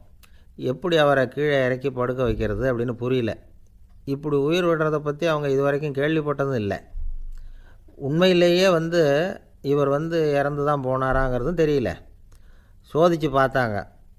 இதய துடிப்பு, நாடி துடிப்பு எல்லாம் நின்று போயிருந்தது. இவர் எப்பவும் இப்படி தான், என்ன பண்ணுறது இப்போது அப்படின்னு சொல்லி எல்லோரும் குழம்பிக்கிட்டு இருக்கிற சமயத்தில் ஒரு பெரிய ஒரு யோசனை சொன்னார். இந்த துறவியோட மூத்த சகோதரி பக்கத்து மடாலயத்தில் இருக்கிறாங்க, அவங்கள இங்கே அழைச்சிட்டு வந்தால் ஏதாவது வழி கிடைக்கும் அப்படின்னார். அந்த அம்மாவுக்கு 90 வயசு. அழைச்சிட்டு வந்தாங்க. ஒரு குச்சியை ஊன்றிக்கிட்டு அப்படியே மெதுவாக நடந்து வந்தாங்க. தம்பி தலைகீழாக நின்று உயிர் விட்டு இறக்கிறத பார்த்தாங்க. தம்பின்னு கூப்பிட்டு பார்த்தாங்க, ஒன்றும் காணோம். உடனே என்ன பண்ணாங்க, தன்னுடைய கைத்தடியால் தம்பியோட உடலை ஒரு தட்டு தட்டினாங்க. ஏப்பா, சாகிறப்பவும் உன்னுடைய குறும்புத்தனத்தை விடலையா? இப்படியாடா சாகிறது, ஒழுங்காக செத்து தொலை அப்படின்னாங்களாம். அவ்வளவுதான். உடனே அந்த துறவி திரும்பி நேராக நின்னார். அக்கா, கோவப்படாத, நான் ஒழுங்காக சாகிறேன், எப்படி செத்தா என்ன, எல்லாம் எனக்கு ஒன்று தான் அப்படின்னு சொல்லிவிட்டு அப்படியே தரையில் படுத்து உயிரை விட்டாராம். அதுக்கப்புறம் அந்த அம்மா கோலை கையில் எடுத்துக்கிட்டு அப்படியே திரும்பி கூட பார்க்காம அவங்க பாட்டுக்கு போயிட்டாங்களாம். மரணத்தை ஒரு விளையாட்டாக ஆக்கிய அந்த துறவிக்கு வாழ்க்கையே ஒரு விளையாட்டாக தான் இருந்திருக்குது. எந்த நோக்கமும் இல்லாமல் செயல்படுறதுன்னா என்னங்கிறதும் அவருக்கு தெரிஞ்சிருக்குது. பயனை எதிர்பார்க்காமல் பணி செய்து வாழ்ந்து மறைந்த மகான் அவர். தம்முடைய தொழிலை விளையாட்டு போல் செய்ய தெரிஞ்சவருக்கு வாழ்க்கையே ஒரு விளையாட்டாக மாறிடும். எல்லாமே விளையாட்டாகி விடுகிற போது மரணமும் விளையாட்டாகிவிடும் அப்படிங்கிறது தான் அந்த தத்துவம். ஆனால் அதுக்கு முன்னாடி உங்களுக்குள்ளே இருக்கிற உண்மையான நடிகனை நீங்கள் அடையாளம் கண்டுபிடிக்கணும். நீங்கள் நடிக்க வேண்டியதே இல்லை, நீங்கள் ஏற்கனவே நடிச்சுக்கிட்டு தான் இருக்கிறீங்க. நீங்கள் இந்த உண்மையை தெரிஞ்சுக்கணும், அவ்வளவுதான். இதுதான் ஞானிகளுடைய கருத்து. நீங்கள் தெருவில் நடந்து போயிட்டுருக்கிறீங்க, எதிரில் வர்றவர் உங்களை பார்த்து எப்படி இருக்கிறீங்கன்னு கேட்குறார். நல்லா இருக்கிறேங்கிறீங்க. உண்மையிலேயே நாம் நல்லா இருக்க மாட்டோம், ஏதாவது உடம்புல கோளாறு இருக்கும். ஆனால் அப்படி சொல்லுவோம், நல்லா இருக்கிறேன் அப்படின்னு. அது நடிப்பு தானே. உங்களை சந்தித்ததில் ரொம்ப மகிழ்ச்சி அப்படின்னு சொல்கிறோம். உடனே கொஞ்சம் நிதானமாக யோசித்து பாருங்கள், உண்மையிலேயே உங்கள் மனசு மகிழ்ச்சி அடைஞ்சுட்டுதா? அது நடிப்பு தானே. வாழ்க்கையை சரியாக புரிஞ்சுக்கிட்டால் எல்லாமே நடிப்புங்கிறது புரியும். கல்யாண பத்திரிக்கை அனுப்பியிருந்தேனே, ஏன்டா வரலன்னு கேட்டான் ஒருத்தன். வந்திருந்தேனே அப்படின்னானா இவன். டேய், ஏன்டா போய் சொல்கிற, நான் பத்திரிக்கையே உனக்கு அனுப்பலையே அப்படின்ட்டுருக்கான் அவன். அதுக்கு இவன் சொன்னானா, பத்திரிக்கை அனுப்புனேன்னு நீ போய் சொல்கிறப்போ கல்யாணத்துக்கு வந்தேன்னு நான் போய் சொல்லக்கூடாதா அப்படின்னானா. இமயமலை அடிவாரத்தில் ஒரு மடம். அங்கே ஒரு சன்னியாசி இருந்தார். அவர்கிட்ட ஒருத்தர் வந்தார். சுவாமி, ஆசையை உதற நினைக்கிறேன், முடியல, ஒட்டிக்கிட்டே வருது அப்படின்னாராம். இப்படி உட்கார, ஒரு கதை சொல்கிறேன் அப்படின்னு சொல்லி அவர் சொல்ல ஆரம்பித்தாராம். அவர் சொன்ன கதை என்னென்னா, ஒரு ஊரில் ஒரு ஆள் இருந்தான். அவன் பேர் குப்புசாமி. அவன்கிட்ட எப்பவும் ஒரு பழைய தொப்பி இருக்கும், விடவே மாட்டான். அதனால் அவனை எல்லோரும் தொப்பி சாமி அப்படின்னு தான் கூப்பிடுறது வழக்கம். ஒரு புது தொப்பி வாங்கிக்கப்படாதாப்பா அப்படின்னு நண்பர்கள்லாம் சொல்லி பார்த்தாங்க. பணத்துக்கு எங்கே போவேன் அப்படின்னு விட்டானான். பணம் வச்சுருக்கான், செலவு பண்ண மனசு வரல, மகா கஞ்சன். பழைய பாட்டில்கள்லாம் வாங்கி விற்றுக்கிட்டு இருந்தான். அப்படி ஒரு தடவை பழைய கண்ணாடி சாமான்களை ஏலத்தில் எடுத்தப்போ அதில் ஒரு அருமையான சென்ட்டு பாட்டில் கிடச்சிது. உடனே ஒரு ஐடியா பண்ணான். அந்த சென்ட்டை சின்ன சின்ன பாட்டில்களில் அடைச்சி ஜன்னல் ஓரமாக அடுக்கி வச்சுட்டான். அதை விற்றா நிறைய பணம் கிடைக்குமே. அதனால் இதுக்கு இடையில் ஒரு நாள் அவன் அப்படியே உட்காந்துருந்தான். அந்த நேரம் நண்பன் வந்தான். ஏண்டா, உன் பழைய தொப்பியை மாற்றப்படாதா, ஊரில் எல்லோரும் கேலி பேசுகிறாங்களே ஒன்று தொப்பி சாமின்னு அப்படின்னு சொல்லி கேட்டிருக்கான். இந்த சென்ட்டு பாட்டில் விற்றதும் பணம் வரும், அதுக்கப்புறம் பார்க்கலாம் அப்படின்னு நானா இவன். சரி வா, நீச்சல் குளத்துக்கு போயிட்டு வருவோம் அப்படின்னு கூப்பிட்ருக்கான் நண்பன். 2 பேரும் போனாங்க. அதே நேரம் அந்த ஊர் நீதிபதியும் அங்கே குளிக்க வந்தாராம்.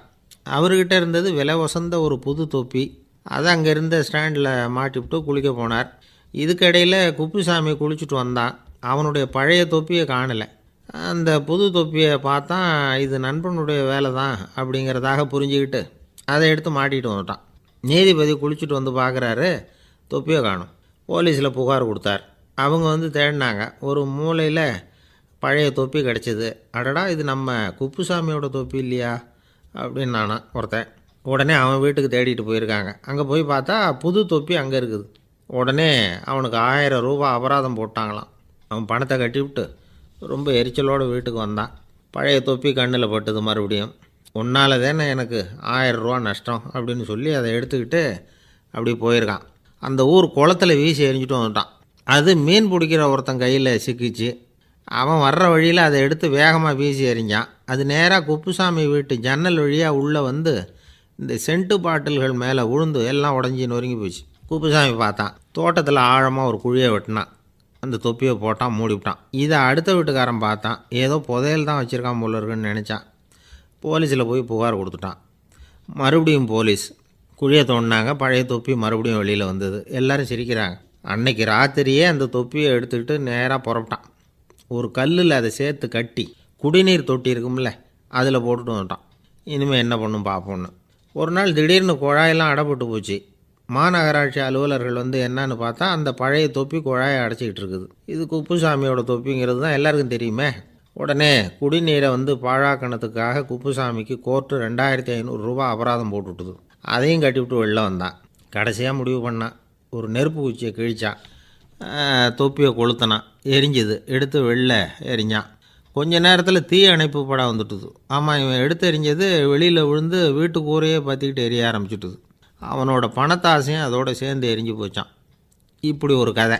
இந்த கதையை சொல்லி முடித்தார் அந்த இமயமலை அடிவாரத்தில் இருந்த சன்னியாசி. இப்போ அந்த குப்புசாமி எங்கே இருக்கிறான்னு கேட்டார் எதிரில் இருந்தவர். இதோ உன் எதிரிலே இருக்கிறான், நான் தான் அந்த குப்புசாமி அப்படின்னாரான் அந்த சன்னியாசி. அந்த குப்புசாமிகிட்ட இருந்தது மாதிரி ஒரு பழைய தொப்பி நம்ம ஒவ்வொருத்தர்கிட்டையும் உண்டு. அதை எப்படி தொலைக்கிறதுன்னு தெரியாமல் தடுமாறிக்கிட்டு இருக்கிறோம். அது என்ன தொப்பிங்கிறீங்களா?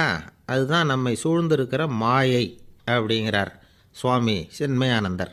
மெய்ஞானம் கிடைக்கிறப்போ மாயை வந்து எரிஞ்சு போகும் அப்படிங்கிறது அவருடைய கருத்து. நம்மால் ஒருத்தர் வேகமாக ஓடி வந்தார். காலில் மாட்டியிருந்த பழைய செருப்பு ரெண்டையும் ஆவேசமாக தூக்கி ஒரு கிணத்துல போட்டுட்டு வெறுங்காலோடு நடந்து வந்துக்கிட்டு இருக்கிறார்.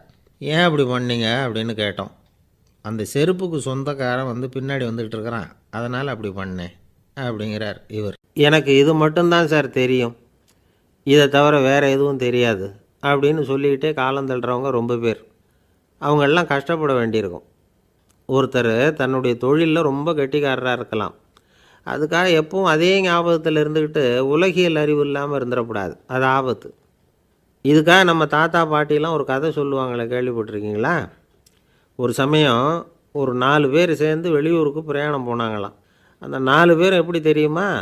ஒருத்தர் வந்து வேதாந்தி, இன்னொருத்தர் சங்கீத வித்வான், 3வது ஆள் வைத்தியர், 4வது ஆள் ஜோசியர். இவங்க 4 பேரும் நண்பர்கள். அதனால் சேர்ந்து புறப்பட்டாங்க. வழியில் ஒரு ஊரில் தங்கினாங்க. இருட்டி போச்சு.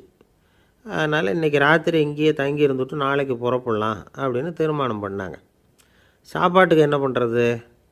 அங்கேயே கடத்தெருவுக்கு போய் சாமான்லாம் வாங்கியாந்து சமைச்சு சாப்பிட்லாம்னு முடிவு பண்ணாங்க. 4 பேர் இருக்கிறதுனால ஆளுக்கு ஒரு காரியமாக செய்யலாம் அப்படின்னு வேலையை பிரிச்சுக்கிட்டாங்க. வைத்தியர் வந்து கரிகாய் வாங்க போனார், வேதாந்தி வந்து எண்ணெய் வாங்க போனார், ஜோசியர் வந்து பலசரக்கு வாங்க போனார், சங்கீத வித்வானுக்கு சமைக்கிற வேலை. எல்லாம் சரி, ஆனால் நடந்தது என்ன தெரியுமா? கடைத்தெருவுக்கு காய்கறி வாங்க போனார்ல வைத்தியர், அங்கே போய் மார்க்கெட்டில் பார்த்தார். ஒவ்வொரு கறிகாயாக எடுத்து பார்த்தார். இது பித்தம், உடம்புக்கு ஒத்துக்காது, இது வாயு, உடம்புக்கு ஒத்துக்காது அப்படின்னு ஒவ்வொன்றா தள்ளினார். கடைசியில் ஒன்றுமே தேரல. வெறுங்கையோடு திரும்பி வந்துக்கிட்டு இருக்கிறார். எண்ணெய் வாங்க போனார் வேதாந்தி, அவர் ஒரு தொன்னையில் எண்ணெயை வாங்கினார். பேசாமல் அதை எடுத்துகிட்டு வர வேண்டியது தானே, முடியல. அவருடைய வேதாந்த மூளை சிந்திக்க ஆரம்பிச்சுட்டுது. இந்த தொன்னைக்கு எண்ணெய் ஆதாரமா அல்லது எண்ணெய்க்கு தொன்னை ஆதாரமா அப்படிங்கிற ஆராய்ச்சியில் இறங்கினார். என்னாச்சு தெரியுமா? அப்படி கவுத்து பார்த்தார். வாங்கின எண்ணெய் பூராவையும் வழியில் கொட்டிவிட்டு வெறும் தொன்னையோடு வந்து சேர்ந்தார். பலசரக்கு வாங்க போனார் ஜோசியர், அவர் ஒரு வழியில் பார்த்தாரு. வழியில் வந்தவங்களெல்லாம் அங்கங்கே ஒரு மரத்தடியில் உட்கார வச்சு அவங்களுக்கெல்லாம் ஆர்வம் சொல்ல ஆரம்பிச்சிட்டார். அப்படி ஒவ்வொருத்தராக சொல்லி முடிச்சுட்டு கடத்தருக்கு போய் சேர்ந்தார். இவர் அங்கே போய் சேர்றதுக்குள்ளே ரொம்ப நேரம் ஆகிட்டுது. கடையெல்லாம் பூட்டிவிட்டு போயிட்டாங்க. என்ன செய்கிறது? அவரும் வெறுங்கையோடு திரும்பி வந்து சேர்ந்தார். சரி, இவங்க கதை தான் இப்படி ஆச்சு. அங்கே சமைக்கிறதுக்காக உட்காந்துருந்தார் சங்கீத வித்வான். அவர் கதை என்னாச்சு தெரியுமா? அங்கே அவர் அடுப்பை பற்ற வச்சு ஒலையை கொதிக்க வச்சார். அதாவது ஒரு பானையில் தண்ணியை ஊற்றி அடுப்பில் வச்சார். அது கொதிக்க ஆரம்பிச்சிது. தண்ணி கொதிக்கிற சத்தம் இருக்குதுல்ல, அது இவருக்கு தாளம் போடுறது மாதிரி இருந்தது. ஒரே குஷி, பாட ஆரம்பிச்சிட்டார். பாடிக்கிட்டே உற்சாகமாக கையில் இருந்த கரண்டியால் அந்த பானையில் தட்டினார், தாளம் போடுறதா நினச்சிக்கிட்டு. அவ்வளவுதான், பானை பட்டுன்னு உடஞ்சி போச்சு. தலையில் கையை வச்சுக்கிட்டு அவரும் உட்காந்துட்டார். எந்த தொழில் தெரிஞ்சாலும் சரி, அதை புத்திசாலித்தனமாக பயன்படுத்த தெரியலன்னா ஆபத்து தான். அதுக்காக தான் இந்த கதை. ஒரு பஸ்ஸு டிரைவர் ரொம்ப கெட்டிக்காரர். பஸ்ஸை ரொம்ப திறமையாக ஆபத்து இல்லாமல் ஓட்டினதுக்காக பரிசுலாம் வாங்கினவர். அவரே ஒரு படகு ஓட்டுறதுக்காக அழைச்சிட்டு போயிருக்கிறாங்க, மோட்டார் படகு. அதையும் ரொம்ப திறமையாக தான் ஓட்டிகிட்டு போயிருக்கிறாரு. நடுக்கடலில் போனதும் படகு நின்று போச்சு. மோட்டாரில் ஏதோ கோளாறு. என்ன செய்யலாம் அப்படின்னு அந்த டிரைவரை கேட்டிருக்கிறாங்க படகுல இருந்தவங்கெல்லாம். அப்போ அவர் சொன்னாராம், கவலைப்படாதீங்க, ஒன்றும் பிரச்சனை இல்லை, எல்லோரும் கொஞ்சம் கீழே இறங்கி பின்னாடி தள்ளுங்க, மோட்டார் ஸ்டார்ட் ஆகிடும் அப்படின்னாராம். ஒரு கடைக்கு போனேன், 5 ரூபா பணத்தை எடுத்து கொடுத்தேன். ஒரு தினசரி பத்திரிகையை கேட்டேன். அவர் உடனே அங்கே அடுக்கி வச்சுருந்த பத்திரிகையில் ஒன்று எடுத்து என் கையில் கொடுத்தார். வாங்கிக்கிட்டேன். மீதி பணத்தை எடுத்தார். அதையும் என் கையில் கொடுக்கணும்ல, கொடுக்கல. எதிரில் இருந்த பலகையில் வச்சு எடுத்துக்க சொன்னார். எப்போவும் அவர் அப்படி தான் பண்ணுவார். நானும் எடுத்துக்கிட்டு வந்துடுவேன். இவர் ஏன் இப்படி பண்ணுறாருங்கிறது எனக்கு ரொம்ப நாளாக ஒரு சந்தேகம். ஒரு நாள் அவர்கிட்டயே இதை கேட்டுவிட்டேன். ஏங்க, நீங்கள் உங்கள் கடைக்கு வந்து பொருள்கள் வாங்குறவங்களுக்கு நீங்கள் பாக்கி சில்லறையை கொடுக்குறப்போ பலகையில் வச்சு விட்றீங்க, கையில் கொடுக்க மாட்டேங்கிறீங்களே, ஏன் அப்படின்னு கேட்டேன். காசை கையில் கொடுத்தா நம்மக்கிட்ட இருக்கிற லட்சுமி போயிடுவா சார் அப்படின்னார். அதாவது பணம் செலவாயிடும் அப்படின்னு அர்த்தமா. இன்னொரு நண்பர், அவர் ஒரு நாள் வழக்கத்துக்கு மாறாக ரொம்ப சோகமாக உட்காந்துருக்கிறார். ஏங்க என்னாச்சு, ஏன் இப்படி கப்பலே கவிழ்ந்தது மாதிரி உட்காந்துருக்குறீங்க அப்படின்னு கேட்டேன். கப்பலே கவிழ்ந்திருந்தா கூட நான் இப்படி கவலைப்பட மாட்டேன் சார், வேறு ஒன்று நடந்து போச்சுன்னார். என்னன்னு கேட்டேன். என் உச்சந்தலையில் பல்லி ஒன்று விழுந்துட்டுதுன்னார். அதுக்காகவா இப்படி அப்படின்னு ஆச்சரியப்பட்டேன். ஆமாங்க, பல்லி உச்சந்தலையில் விழுந்தால் பலன் என்னன்னு பஞ்சாங்கத்தில் பார்த்தேன், மரணம்னு போட்டிருக்கு அப்படின்னு சொல்லிவிட்டு அவர் தொடர்ந்து கவலைப்பட ஆரம்பிச்சிட்டார். இப்படியும் ஒருத்தர், என் கூட வேலை பார்க்குற ஒருத்தர் எப்படி தெரியுமா, தினமும் வலது காலை வச்சு தான் ஆஃபீஸுக்கு உள்ளே நுழைவார். என்றைக்காவது தவறுதலாக இடது காலை வச்சு உள்ளே வந்துட்டார்னா அன்னைக்கு பூரா மனசு சங்கடப்படுவார். எந்த வேலையும் சரியாக ஓடாது. கேரம் போர்டு ஆடுற ஒருத்தர் எப்போ ஆட உட்காந்தாலும் ஸ்ட்ரைக்கரை கை தவறி கீழே விழுற மாதிரி பண்ணி அதுக்கப்புறம் அதை எடுத்துக்கிட்டு ஆட உட்காருவார். ஏன்னா எப்போவும் ஒரு தடவை நிஜமாகவே அது கை தவறி கீழே விழுந்திருக்குது. அன்னைக்கு பிரமாதமாக ஜெயிச்சுட்டார். உடனே ஒரு முடிவுக்கு வந்துட்டார், கை தவறுனா லாபம் அப்படின்னு. அதுக்கப்புறம் அதையே பழக்கமாக்கிக்கிட்டார். பூனை குறுக்க போனால் சகுனம் சரியில்லைன்னு நினைக்கிறவங்க உண்டு. ஆனால் ஒருத்தர் எப்படி தெரியுமா, அவர் வெளியில் கிளம்புற சமயம் பக்கத்து வீட்டு ரேடியோவில் மியாவ் மியாவ் பூனைக்குட்டின்னு பாட்டு சத்தம் கேட்டால் கூட போதும், சகனம் சரியில்லைன்னு பிரயாணத்தை கேன்சல் பண்ணிவிடுவார். இப்போ இவ்வளவும் எதுக்கு சொல்கிறோம்னா, அளவுக்கு மீறின சகுன நம்பிக்கைகள் இருக்குது பாருங்கள், இதோட பயமும் சேர்ந்துக்கிட்டதுன்னு வச்சுக்கோங்க, இது ஒருத்தருடைய மனநிலையை பாதிச்சிடும். இது உளவியல் நிபுணர்கள் சொல்கிற கருத்து. வாழ்க்கையே தடுமாற வச்சிரும். பாதுகாப்பு இல்லாத உணர்வு, ஒரு விதமான டிப்ரெஷன் மனநிலை, இதெல்லாம் தான் இதுக்கு காரணமாக அமையலாம். சில பேர் காய்கறி நறுக்க கத்தியை கையில் எடுத்தால் கூட நேரம் சரியாக இருக்கா அப்படின்னு பார்த்துட்டு தான் வேலையை ஆரம்பிக்கிறது வழக்கம். அறிவு தான் மனசுக்கு வாத்தியாராக இருக்கணும், அப்போ தான் வாழ்க்கை நிம்மதியாக இருக்கும். அறிவு மனசு சொல்கிறபடியெல்லாம் கேட்க ஆரம்பிச்சுட்டுதுன்னா இடைஞ்சல் தான். ஒருத்தருக்கு 7ஆம் நம்பர் தான் ராசியான நம்பரான். 7ஆம் தேதி தான் எந்த காரியத்தையும் ஆரம்பிப்பாராம். 7 எழுத்து வர்றது மாதிரி பேரை மாற்றி வச்சுக்கிட்டார். 7 மணிக்கு தான் தினமும் எழுந்திருப்பார். 7ஆம் நம்பர் வீட்டில் தான் குடியிருக்கார். கல்யாணம் கூட 7ஆம் தேதி தான் பண்ணிக்கிட்டார். அவர் ஒரு நாள் குதிரை பந்தயத்துக்கு போனாராம். குதிரையோட பேரையெல்லாம் பார்த்தார். ஒரு குதிரையோட பேர் 7 எழுத்தில் அமைஞ்சிருந்தது. 7 தானே இவருக்கு அதிர்ஷ்ட நம்பர். அதனால் உடனே அது பேரில் பணத்தை கட்டினார். பந்தயம் நடந்தது. என்ன சார் ஆச்சுன்னு கேட்டாங்க. நான் பணம் கட்டின அந்த என்னோடய குதிரை 7ஆவதாக சேர்ந்தது சார் அப்படின்னாராம் சோகமாக. வாழ்க்கையில் சில சந்தர்ப்பங்களில் நாம் சில அவமானங்களை சந்திச்சே தீர வேண்டியிருக்கு. என்ன பண்ணுறது, காலம் அப்படி. அவமானப்படுறவங்க உடனே அடங்கி போயிடுறது தான் உலக வழக்கம். அவமானப்பட்டால் உடனே சீறி எழறவங்களும் உண்டு. ஆனால் அதையே ஒரு சவாலாக எடுத்துக்கிட்டு முன்னுக்கு வர்றவங்களும் சில பேர் இருக்கிறாங்க. அவங்க ரொம்ப அபூர்வம். இன்றைக்கி மனோதத்துவ நிபுணர்கள்லாம் என்ன சொல்கிறாங்க தெரியுமா? அவமானப்பட்டுட்டா உடனே அடங்கி போயிடக்கூடாதான். அதையே ஒரு சவாலாக எடுத்துக்கிட்டு மனசில் ஒரு வைராக்கியத்தோடு முயற்சி பண்ணினா வாழ்க்கையில் எல்லாரும் முன்னேறலாமா. அவமானங்கிறத நாம் வைராக்கியமாக மாற்றிக்கணும். அதுதான் வெற்றிக்கு வழி. ராமர் இந்த பூமியில் பிறந்ததே ஒரு வைராக்கியத்தினால தான் சார் அப்படின்னார் ஒருத்தர். எப்படிங்க அது அப்படின்னு கேட்டேன். அவர் சொன்னார், தசரதருக்கு ராமர் குழந்தையாக பிறக்கணும், அப்போ தான் இங்கே இருக்கிற கஷ்டங்கள்லாம் நீங்கும் அப்படின்னு சர்வ லோகமும் எதிர்பார்த்துக்கிட்டு இருக்குது. ஆனால் அவர் எப்போ பிறப்பார் அப்படின்னு யாருக்கும் தெரியல. அந்த காரியம் சீக்கிரம் நடக்கணுமே, அதுக்கு என்ன பண்ணுறது? நாரதர் வந்தார் ஒரு நாள் தசரதரை தேடி. தசரதா, உனக்கு ஒரு செய்தி தெரியுமான்னு ஆரம்பித்தார். அவர் எப்பவும் இப்படித்தானே ஆரம்பிக்கிறது வழக்கம். என்ன விஷயம்னு கேட்டார் தசரதர். தசரதா, நீ அடிக்கடி உன்னோட தேரில் ஏறிக்கிட்டு தேவலோகத்துக்கு போகிற, அங்கே போகிற வர்ற எல்லாம் பண்ணிகிட்ருக்க, எல்லாம் சரி. தேவலோகத்துலேயும் உன்னை நல்லபடியாக தான் வரவேற்கிறாங்க. தேவேந்திரன் உன்னை பிரியமாக அழைச்சிட்டு போய் தன்னுடைய அரியாசனத்திலேயே தனக்கு பக்கத்திலேயே உட்கார வைக்கிறான். நீயும் சந்தோஷமாக உட்காந்து பேசிவிட்டு வந்துடுற. ஆனால் நீ இங்கே வந்ததுக்கு அப்புறம் அங்கே என்ன நடக்குது தெரியுமா உனக்கு அப்படின்னாரான் நாரதர். என்ன நடக்குது எனக்கு ஒன்றும் தெரியலையே அப்படின்னாரான் தசரதர். நாரதர்கிட்ட கிட்டத்தில் கேட்டிருக்கார், கொஞ்சம் சொல்லுங்கள் என்னது அப்படின்னு. அவர் நெருங்கி வந்தாரான் நாரதரும். மெதுவாக அவர் காதோட காதாக சொன்னாராம். அதாவது நம்ம பாஷையில் சொல்லப்போனால் பற்ற வைக்கிறார். நீ அங்கே தேவேந்திரங்கிட்ட உட்காந்து பேசிவிட்டு வந்த பிறகு நீ அங்கே உட்காந்துருந்த அரியாசனத்தை தண்ணி ஊற்றி கழுவி சுத்தப்படுத்துகிறாங்க. நீ என்ன அந்த அளவுக்கு சுத்தம் இல்லாத ஆளா? தினம் குளிக்காமையாக இருக்கிற அப்படின்னாராம். தசரதருக்கு இது ரொம்ப அவமானமாக போயிட்டுது. அப்படியே செய்கிறாங்க அப்படின்னாராம். ஆமாம், நீ வேணும்னா நான் சொல்கிறது உண்மையா இல்லையா அப்படின்னு சோதனை பண்ணி பார்த்துக்கோ அப்படின்னாரான் நாரதர். உடனே தசரதர் இதுக்காகவே புறப்பட்டு தேவலோகம் போனார். அங்கே வழக்கம் போலவே இவரை கூப்பிட்டு உட்கார வச்சு பேசிக்கிட்டு இருந்தான் தேவேந்திரன். கொஞ்ச நேரம் பேசிக்கிட்டு இருந்துட்டு சரி நான் கிளம்புறேன்னு புறப்பட்டார். சரி, அவனும் வாசல் வரைக்கும் வழி அனுப்பி வச்சுட்டு உள்ளே போயிட்டான். தசரதர் வெளியில் கொஞ்சம் நேரம் மறைஞ்சி இருந்துட்டு மெதுவாக உள்ளே எட்டி பார்த்தார் என்ன நடக்குதுன்னு. நாரதர் சொன்னது உண்மைதான். தசரதர் உட்காந்துருந்த ஆசனத்தை அங்கே 2 தேவர்கள் கழுவி சுத்தப்படுத்திக்கிட்டு இருக்கிறாங்க. தசரதரால் இதை தாங்கிக்க முடியல. அவருக்கு ரொம்ப அவமானமாக போச்சு. நேராக கிடுகிடுன்னு தேவேந்திரங்கிட்டே போனார். நான் உட்காந்துருந்த இருக்கையே சுத்தம் பண்ணுறியே, நான் என்ன அந்த அளவுக்கு பாவியா அப்படின்னு கேட்டார். ரொம்ப கோபமாக கேட்டார். தசரதரே, மனுஷனுக்கு 3 கடன்கள் உண்டு. தேவகடன், ரிஷி கடன், பித்ரு கடன். இதை தீர்க்காதவன் பாவியாகிறான். இதில் மகனை பெறுவதால் தான் பித்ரு கடன் தீரும். உனக்கு மகன் கிடையாது, அதனால் நீ பாவியாகிற. பாவி உட்கார்ந்துருந்த இடம்ங்கிறதுனால அதை சுத்தம் செய்ய வேண்டியது எங்கள் கடமை அப்படின்னு நானும் தேவேந்திரன். இந்த இடத்துல தசரதருக்கு ஏற்பட்ட அவமானம் ஒரு வைராக்கியமாக மாறிச்சு.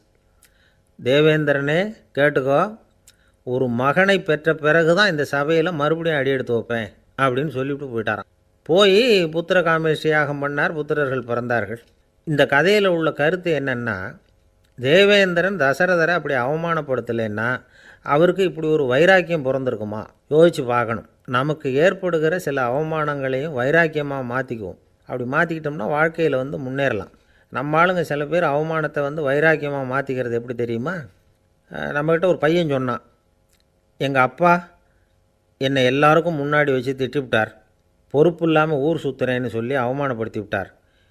இனிமேல் நீ என் முகத்திலேயே முழிக்காதரா போடான்னு வேறு சொல்லிவிட்டார். எனக்கு ரோஷம் வந்துட்டுது. அந்த அவமானத்தை வைராக்கியமாக மாற்றிக்கிட்டேன்.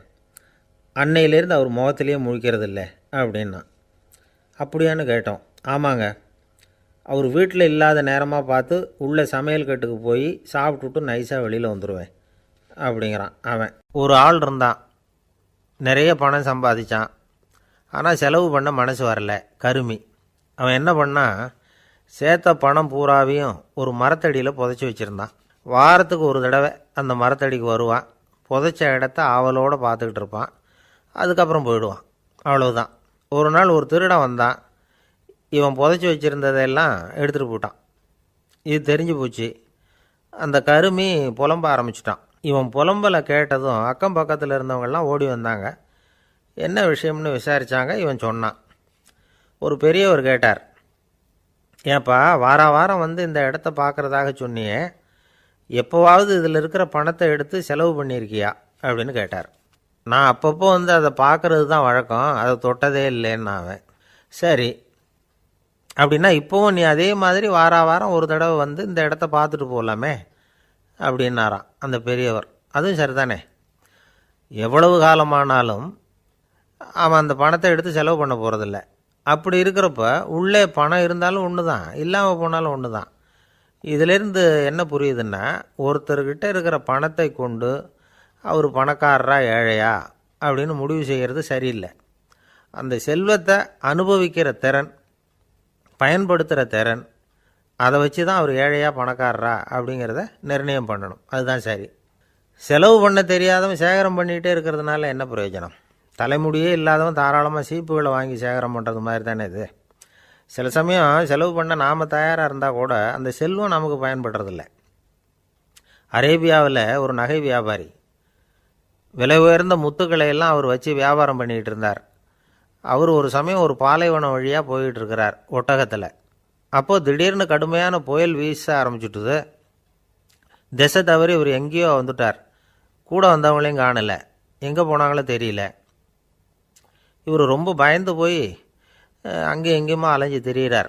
வழியே தெரியல, பசி கடுமையாயிட்டுது. ஒட்டகத்து முதுகில் ஒரு மூட்டை இருந்தது, அதை பிரித்து பார்த்தார். உள்ளே ஏதாவது இருக்கான்னு தேடி பார்க்குறார். அது வரைக்கும் கண்ணில் தட்டுப்படாத அபூர்வமான ஒரு பை கண்ணில் பட்டுது. ஆஹா, அதில் ஏதாவது சாப்பிட்றதுக்கு இருக்கும் அப்படின்னு நினச்சி ஆவலாக அதை பிரித்து பார்க்குறார். அந்த பையில் விலை உயர்ந்த முத்துக்கள் நிறைய இருந்துதான். அப்போ தான் அவர் நினச்சாராம், விலை உயர்ந்த முத்துக்கள் கூட சாப்பிட்றதுக்கு உணவாக முடியாது அப்படிங்கிறத புரிஞ்சுக்கிட்டாராம். எந்த நேரத்தில் எது நமக்கு தேவையோ அது நமக்கு தாராளமாக கிடைக்கணும். அப்படி அது கிடைக்கிறதுக்கு நம்மக்கிட்ட இருக்கிற செல்வம் பயன்படணும். அது நமக்கும் பயன்படலாம், நம்ம மூலமாக அடுத்தவங்களுக்கும் பயன்படலாம். அதுதான் செல்வத்தின் பயன். ஒரு மரத்தடியில் ஒருத்தன் உட்காந்து அழுதுகிட்டு இருந்தான். அந்த பக்கமாக வந்த இன்னொருத்தன் ஏப்பா அழுதுகிட்டு இருக்கிறேன்னு கேட்டான். இந்த இடத்துல தான் பூமிக்கு அடியில் பணம் இருக்குது, புதைச்ச இடம் தெரியல, அதான் அழறேன் அப்படின்னா. நல்லா ஞாபகப்படுத்தி பாரு, எந்த இடத்துல புதைச்ச அப்படின்னு கேட்டான் இவன். அது எப்படி எனக்கு தெரியும், புதைச்சி வச்சிருக்கிறவன் நான் இல்லையே, எங்கள் எழுத வீட்டுக்காரன் அப்படின்னானா இவன். ஒரு பல்கலைக்கழகம், அங்கே ஒரு இலக்கிய பேராசிரியர், அவர் பாடம் நடத்திக்கிட்டு இருந்தார். ராபர்ட் ப்ரௌனிங் எழுதிய கவிதைகளை பற்றி சொல்லிகிட்டு இருக்கிறார்.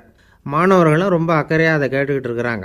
ஒரு குறிப்பிட்ட கவிதையை பற்றி சொல்லும் பொழுது அந்த பேராசிரியருக்கே ஒரு சந்தேகம். அதாவது அந்த கவிதையின் சரியான அர்த்தம் என்னங்கிறதுல சந்தேகம். பேராசிரியர் யோசனை பண்ணார். அந்த கவிதையை முழுசாக புரிஞ்சிக்க முடியல. அதனால் மாணவர்களை பார்த்து சொன்னார், மாணவர்களே, ஒரு நாள் பொறுத்துங்க, இந்த கவிதையை எழுதின கவிஞர் எங்கள் வீட்டுக்கு பக்கத்தில் தான் இருக்கிறார். இன்றைக்கி சாயந்தரம் நான் அவரை நேரிலேயே போய் பார்க்குறேன். பார்த்து இதுக்கு என்னங்க அர்த்தம்னு கேட்டுட்டு வந்துவிடுறேன், அதுக்கப்புறம் உங்ககிட்ட சொல்கிறேன் அப்படின்னாராம். அன்றைக்கி சாயந்தரமே அந்த பேராசிரியர் கவிஞரை தேடிக்கிட்டு போயிட்டார். கவிஞர் அவங்க வீட்டில் அவர் பாட்டு உட்காந்துருந்தாராம். இவர் போய் அவர் முன்னாடி உட்காந்தார். அப்புறம் கேட்டார், ஐயா, அந்த கவிதையின் முழு பொருள் என்னன்னு தெரிஞ்சுட்டு போகிறதுக்காக வந்திருக்கிறேன் அப்படின்னாராம். எந்த கவிதை அப்படின்னாராம் அவர். இவர் அந்த கவிதையை சொல்லியிருக்கார். கவிஞர் கொஞ்சம் யோசனை பண்ணிவிட்டு அப்புறம் சொன்னாராம், பேராசிரியரே, நீங்கள் கொஞ்சம் தாமதமாக வந்துட்டீங்கன்னாராம். இவருக்கு ஒன்றும் புரியல. நீங்கள் என்ன சொல்கிறீங்க, நான் தாமதமாக வந்துட்டேன்னா? நீங்கள் தான் உயிரோடு இருக்கிறீங்களே, அப்படி இருக்கும்பொழுது நான் தாமதமாக வந்துவிட்டேன்னா அது எப்படி அப்படின்னு இவர் குழம்பியிருக்கிறார். இப்போ கவிஞர் சொன்னாராம், ஐயா, நான் உயிரோடு இருக்கிறேன்னா இல்லையாங்கிறது முக்கியம் இல்லை. நான் அந்த கவிதை வரிகளை எழுதினப்போ 2 பேருக்கு அதோட அர்த்தம் தெரிஞ்சிருந்தது. இப்போ ஒரே ஒருத்தருக்கு தான் அதோட அர்த்தம் தெரியும் அப்படின்னாராம். பேராசிரியர் யோசனை பண்ணியிருக்கார். அப்படின்னா அந்த ஒருத்தர் கவிஞர் ராபர்ட் ப்ரௌனிங்கை தவிர வேறு யாராக இருக்க முடியும்? இவர் தான் அப்படிங்கிறத அவர் மனசில் நினச்சிக்கிட்டார். அதனால் சொன்னார், ஐயா, நான் தாமதமாக வரல, அந்த கவிதையின் பொருள் என்ன அது சொல்லுங்கன்னார். பேராசிரியரே, நான் சொல்கிறது உங்களுக்கு புரியலன்னு நினைக்கிறேன். நான் இந்த வரிகள் எழுதினப்போ 2 பேருக்கு அதோட அர்த்தம் தெரிஞ்சிருந்தது. அந்த 2 பேர் யாருன்னா, ஒருத்தர் ராபர்ட் ப்ரௌனிங், அதாவது நான், இன்னொருத்தர் கடவுள். இப்போ அது கடவுளுக்கு மட்டும்தான் தெரியும். நானே இதை பற்றி பல தடவை யோசனை பண்ணி பார்த்தேன். இது ரொம்ப அழகானது, ஆனாலும் ரொம்ப வழுக்கலானது. அதை பிடிச்சிட்டோம்னு நினச்சிக்கிட்டு இருக்கும் பொழுதே காற்று மாதிரி அது உங்ககிட்ட இருந்து ஓடி போயிடுது. எனக்கு ரொம்பவும் வருத்தமாக தான் இருக்குது. நிச்சயமாக நான் தான் இந்த வரிகளை எழுதியிருக்கிறேன். அதில் அர்த்தம் இருக்குங்கிறது எனக்கு தெரியும். அதை நான் உணர்கிறேன். ஆனால் நீங்கள் என்னை மன்னிக்கணும். எனக்கே கூட அதை என்னால் விளக்க முடியல. அப்படி இருக்கும் பொழுது உங்களுக்கு எப்படி அதை நான் விளக்க முடியும் அப்படின்னாரா அந்த கவிஞர். அனுபவிக்கப்படக்கூடிய எல்லாமே விளக்கப்படக்கூடிய ஒன்றல்ல, விளக்கப்படும் எல்லாமே அனுபவிக்கப்படக்கூடிய ஒன்றல்ல அப்படிங்கிறது ஞானிகளுடைய கருத்து. அதுக்காக தான் அந்த சம்பவம். வாழ்க்கையில் நீங்கள் தொடர்ந்து ஆய்வு செய்து கொண்டே இருக்கக்கூடிய விளக்கங்களை ஒருபோதும் அடைய முடியாத பரிமாணங்கள் இருக்கிறதுனால தான் அது அலுப்பு தட்டாமல் இருக்குது. உங்களால் நிறைய அனுபவிக்க முடியும். இருந்தாலும் நீங்கள் அனுபவித்து அறிந்த விஷயங்கள் கூட வார்த்தைகளால் விளக்கப்பட முடிவதில்லை அப்படிங்கிறது பெரியோர் சிந்தனை. இதெல்லாம் ஒரு பக்கம் இருக்கட்டும். நமக்கு தெரிஞ்ச பேராசிரியர் ஒருத்தர் 1 மணி நேரம் ரொம்ப விவரமாக வகுப்பு எடுத்தார். கடைசியாக சொன்னார், மாணவர்களே, ரொம்பவும் எளிமையாக விளக்கமாக எல்லா விவரமும் சொல்லியிருக்கிறேன். அதனால் இதில் உங்களுக்கு சந்தேகம் வர்றதுக்கு வாய்ப்பே இல்லை. இருந்தாலும் கேட்க வேண்டிய கடமை கேட்குறேன். இது வரைக்கும் நடத்தினதில் யாருக்காவது ஏதாவது சந்தேகம் உண்டா அப்படின்னு கேட்டாராம். எனக்கு ஒரே ஒரு சந்தேகம்தான் சார் அப்படின்னு எழுந்திரிச்சு நிற்கிறான் ஒருத்தன். என்னன்னு கேட்டாராம். இது வரைக்கும் நீங்கள் என்ன பாடம் சார் நடத்துனீங்க அப்படின்னானான் அவன். பந்திக்கு முந்தர ஆசாமிகள் நம்மளில் பல பேர் உண்டு. அப்படி முந்தறதுக்கு கூட முயற்சி பண்ணுறவங்க நிறைய பேர் இருக்கிறாங்க. இதில் என்ன ஒரு விஷயம்னா, பந்திக்கு முந்தறது கூட தப்பு இல்லை. ஆனால் அப்படி ஒரு விருந்தில் ஆளாக போய் உட்காந்து சாப்பிட்டா கூட வெளியில் வர்றப்ப என்ன பெரிய விருந்து வச்சுட்டான், சாம்பாரில் உப்பு இல்லை, ரசத்தில் காரம் இல்லை அப்படின்னு குறை சொல்லிகிட்டே வர்றது இருக்குது பாருங்கள். அது சரியில்லை, நாகரிகமும் இல்லை. கல்யாண பத்திரிகையில் என்ன போட்டிருக்குது, என் பொண்ணுக்கும் இன்னார் பையனுக்கும் கல்யாணம், எல்லாரும் குடும்பத்தோடு வந்திருந்து மணமக்களை ஆசீர்வதிக்கணும், இப்படி தானே போட்டிருக்கோம். குடும்பத்தோடு விருந்து சாப்பிட்டு சாப்பாடு எப்படி இருக்குன்னு அபிப்பிராயம் சொல்லிவிட்டு போங்க அப்படின்னா போட்டிருக்கு கல்யாண பத்திரிகையில். ஒருத்தர் வீட்டு விசேஷத்துக்கு போயிருக்கோம்னா எவ்வளவோ அசௌகரியங்கள் நமக்கு ஏற்படலாம். ஏராளமான கூட்டம் வந்திருக்கும்.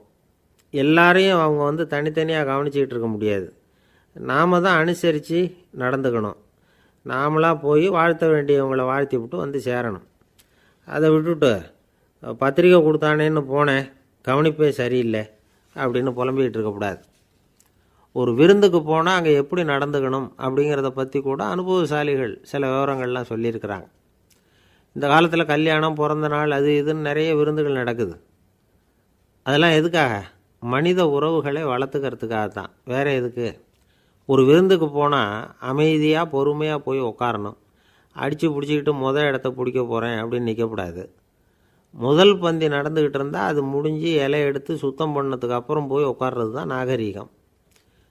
இலை எடுக்கிறதுக்கு முன்னாடியே அங்கே போய் உட்காந்தா நல்லா இருக்காது. நீங்கள் சாப்பிட்டுட்டு உட்காந்துருக்கீங்களா, சாப்பிட்றதுக்கு உட்காந்துருக்கீங்களா, பார்க்குறவங்களுக்கு சந்தேகம் வந்துடும். அதே மாதிரி இலையில் எல்லா ஐட்டமும் பரிமாறினதுக்கு அப்புறம் சாப்பிட ஆரம்பிக்கணும். ஒவ்வொரு ஐட்டமாக வைக்க வைக்க நாம் பாட்டுக்கு எடுத்து உள்ளே தள்ளிகிட்டே இருந்தோம்னா எதை வச்சோம் எதை வைக்கலன்னு பரிமாறினவரே குழம்பி போயிடுவார். ஏன்னா எப்போ பார்த்தாலும் இலை காலியாகவே இருக்கும். சாப்பிட்றப்போ உங்கள் சாப்பாட்டையே நீங்கள் கவனிக்கணும். அடுத்தவங்க இலையில் என்ன இருக்குது, பக்கத்தில் இருக்கிறவர் எதை அதிகமாக சாப்பிட்றார், இதெல்லாம் நமக்கு என்னத்துக்கு? எல்லாரும் சாப்பிட்டு முடிக்கிற வரைக்கும் பொறுமையாக இருக்கிறது தான் நல்லது. நீங்கள் மட்டும் திடீர்னு பாதியில் எழுந்திரிச்சு பக்கத்தில் இருக்கிறவங்களுக்கு சங்கடமாக இருக்குமேங்கிறதெல்லாம் யோசிக்காமல் நீங்கள் பாட்டு எழுந்திரிச்சு போகக்கூடாது. பக்கத்தில் உள்ளவங்க உங்களை எழுந்திரிக்க சொன்னால் எழுந்திரிச்சு போகலாம். விருந்துகளில் சாப்பாட்டை வீணாக்கிறதே ஒரு நாகரிகமாக போட்டுது. இந்த காலத்தில் சாப்பாட்டுக்கே கஷ்டப்பட்டுக்கிட்டு பல பேர் இந்த உலகத்தில் இருக்கிறப்போ சாப்பாட்டை வீணாக்கிறது எவ்வளோ பெரிய மோசங்கிறத நினச்சி பார்க்கணும். வேணுங்கிற அளவுக்கு கேட்டு வாங்கி சாப்பிட்றது தான் முறை. விருந்தில் இந்த பஃபே அப்படின்னு சொல்லி ஒரு முறை சொல்கிறாங்கல்ல, அதாவது உணவு வகைகளையெல்லாம் பொதுவாக ஒரு இடத்துல வச்சுடுறது, நமக்கு தேவையானதை நாமே எடுத்து ஒரு தட்டில் போட்டுக்கிட்டு சாப்பிட வேண்டியது. இதில் கூட சில பேர் தேவைக்கு அதிகமாக எடுத்து போட்டுக்கிட்டு வீணாக்குறாங்க. சில சமயம் கடைசியாக சாப்பிட போகிறவங்களுக்கு எல்லா ஐட்டமும் கிடைக்காம போகலாம். அதை போய் பெருசு பண்ணிகிட்டு இருக்கக்கூடாது. என்ன சார், இந்த அளவுக்கு கூடவா நாகரிகம் தெரியாமல் இருக்கிறோம், இதை போய் பெருசாக சொல்ல வந்துட்டீங்களே அப்படின்னு நினைக்கலாம். ஒருத்தர் 2 பேருக்கு இந்த விவரம் தேவைப்படலாம். அவங்க காதலையும் இது விழட்டுமேங்கிறதுக்காக தான் இது. ஒரு பெரிய கல்யாண விருந்து நடந்துக்கிட்டு இருந்தது. விருந்து மண்டபத்து வாசலில் ஒருத்தர் நின்றுக்கிட்டு வர்றவங்களையெல்லாம் ரொம்ப மரியாதையாக வணங்கி உள்ளே அனுப்பி வச்சுக்கிட்டு இருந்தார். எப்படி தெரியுமா? வர்றவங்க கையெல்லாம் பிடிச்சி முத்தம் கொடுத்து அதுக்கப்புறம் உள்ளே அனுப்பி வச்சுக்கிட்டு இருந்தாராம். கூட்டம்லாம் முடிஞ்சதுக்கப்புறம் அவர்கிட்ட போய் கேட்டிருக்கிறாங்க, சார் நானும் எவ்வளவோ விருந்துகளுக்கு போயிருக்கிறேன், இருந்தாலும் இவ்வளவு மரியாதையாக வர்றவங்க கைக்கெல்லாம் முத்தம் கொடுத்து வரவேற்கிறத இங்கே தான் பார்க்குறேன் அப்படின்னு சொன்னாங்க. அதுக்கு அவர் சொன்னார், அட போங்க சார், நான் முத்தம் கொடுக்கல, முந்தின பந்திக்கு வந்து சாப்பிட்டவங்களே அடுத்த பந்திக்கும் வர்றாங்களான்னு மோந்து பார்த்து அனுப்பி வச்சுக்கிட்டு இருந்தேன் அப்படின்னார். ஒரு ஆஃபீஸில் வேலை பார்க்குற ஒருத்தர் ஏதோ தப்பு பண்ணிவிட்டார். உடனே மேல் அதிகாரி அவரை கூப்பிட்டு அனுப்புனார். நீ செஞ்சது தப்புன்னார் கோபமாக. இது ஒரு ரகம். சில அதிகாரிகள் இப்படி நீங்கள் செஞ்சது தப்புன்னு சொல்கிறதில்ல, நீங்கள் செஞ்சது சரி அப்படின்னு சொல்கிறதில்ல. எப்படி சொல்லுவாங்கன்னா, நீங்கள் செஞ்சது வந்து சரியில்லைன்னு நான் நினைக்கிறேன் அப்படின்னு சொல்லுவாங்களாம். அதாவது சில பேர் வந்து நீங்கள் செஞ்சது தப்புங்கிறாங்க, அதையே மாற்றி சொல்கிறார் இவர், நீங்கள் செஞ்சது சரியில்லைன்னு நினைக்கிறேன். இது ரெண்டும் வந்து அர்த்தம் ஒன்று தான், இருந்தாலும் வார்த்தைகள் வித்தியாசம். நிர்வாக திறமை இல்லாத ஒரு அதிகாரி யூ ஆர் ராங் அப்படின்னு சொல்லுவாராம். நிர்வாக திறமை உள்ள அதிகாரியாக இருந்தால் அதையே கொஞ்சம் மாற்றி I think you are not correct அப்படிம்பாரான். இதுதான் வித்தியாசம். இருந்தாலும் வார்த்தைகளை உபயோகப்படுத்துகிற விதத்தை வச்சு தான் வேலை நல்லா நடக்கிறதும் நடக்காததும் இருக்குது. விவரம் தெரிஞ்சவங்க என்ன சொல்கிறாங்க தெரியுமா? Be a leader not a boss அப்படிங்கிறாங்க. ஒரு லீடராக பாஸாக இருக்காதே அப்படிங்கிறாங்க. சரி, அப்படின்னா லீடருக்கும் பாஸுக்கும் வித்தியாசம் உண்டா அப்படின்னு கேட்டால் இருக்குன்னு சொல்கிறாங்க. லீடருங்கிறவர் வேறு, பாஸுங்கிறவர் வேறு. ஒரு லீடர் எப்படி நடந்துக்குவார், ஒரு பாஸ் எப்படி நடந்துக்குவார், இதை முதல்ல நாம் தெரிஞ்சுக்கணும். அவங்க எப்படி நடந்துக்குவாங்க அப்படிங்கிறதுக்கு சில விவரங்கள் இருக்குது. அதை கேட்டோம்னா நாம் புரிஞ்சுக்கலாம் அதை. அதாவது பாஸுங்கிறவர் விரட்டிக்கிட்டே இருப்பார், லீடருங்கிறவர் ஊக்கப்படுத்திக்கிட்டே இருப்பார். நாளைக்கு சாயந்தரத்துக்குள்ளே அந்த வேலையை செஞ்சு முடிக்கலைன்னா தொலைச்சி விடுவோம் தொலைச்சி அப்படிம்பார் அவர். இவர் எப்படி சொல்லுவார்னா, இது வரைக்கும் நீங்கள் செஞ்சுருக்கிற வேலை ரொம்ப அற்புதம் அப்படிம்பார். பாஸுங்கிறவர் அதிகாரத்தை நம்பி செயல்படுறவர், லீடருங்கிறவர் நல்லெண்ணத்தை நம்பி செயல்படுறவர். நம்மக்கிட்ட அதிகாரம் இருக்குது, பவர் இருக்குது, அதனால் காரியத்தை சாதிச்சுடலாம் அப்படின்னு நினைக்கிறவர் அவர். மற்றவங்கக்கிட்ட ஒரு நல்ல அபிப்பிராயத்தை சம்பாதிச்சுக்கிட்டு அது மூலமாக காரியங்களை சாதிக்கிறவர் இவர். பாஸுங்கிறவர் பயத்தை உண்டு பண்ணுவார், லீடருங்கிறவர் அன்பை பரவ செய்வார். அதை செய்யலைன்னா ஆடிட்டில் தகராறாயிடும், இது செய்யலைன்னா இன்க்ரிமெண்ட்டு கட் ஆகிடும், இப்படி ஏதாவது சொல்லி பயமுறுத்திக்கிட்டே இருப்பார் அவர். இவர் அப்படி இல்லை. உடம்பு இப்படி இருக்குது, வீட்டில் எல்லோரும் சௌக்கியமாக இருக்கிறாங்களா, ஆஃபீஸில் எல்லாம் வசதியாக இருக்குதா, நான் ஏதாவது உதவி செய்யணுமா அப்படின்னு அன்புக்கு முக்கியத்துவம் கொடுப்பார். பாஸுங்கிறவர் எதுக்கெடுத்தாலும் நான் சொல்லிகிட்டு இருப்பார், லீடருங்கிறவர் நாமன்னு சொல்லிகிட்டு இருப்பார். பாஸுங்கிறவர் தப்புக்கு காரணம் யாருன்னு பார்ப்பார், லீடருங்கிறவர் தப்பு என்னன்னு பார்ப்பார். இதுதான் ரெண்டு பேருக்கு வித்தியாசம். The boss shows who is wrong, the leader shows what is wrong அப்படின்னு சொல்லுவாங்க. இந்த காரியம் எப்படி செய்யப்பட்டிருக்கு அப்படின்னு தெரிஞ்சுக்கிறவர் பாஸ், இந்த காரியத்தை எப்படி செய்யணும்னு செஞ்சு காட்டுறவர் லீடர்.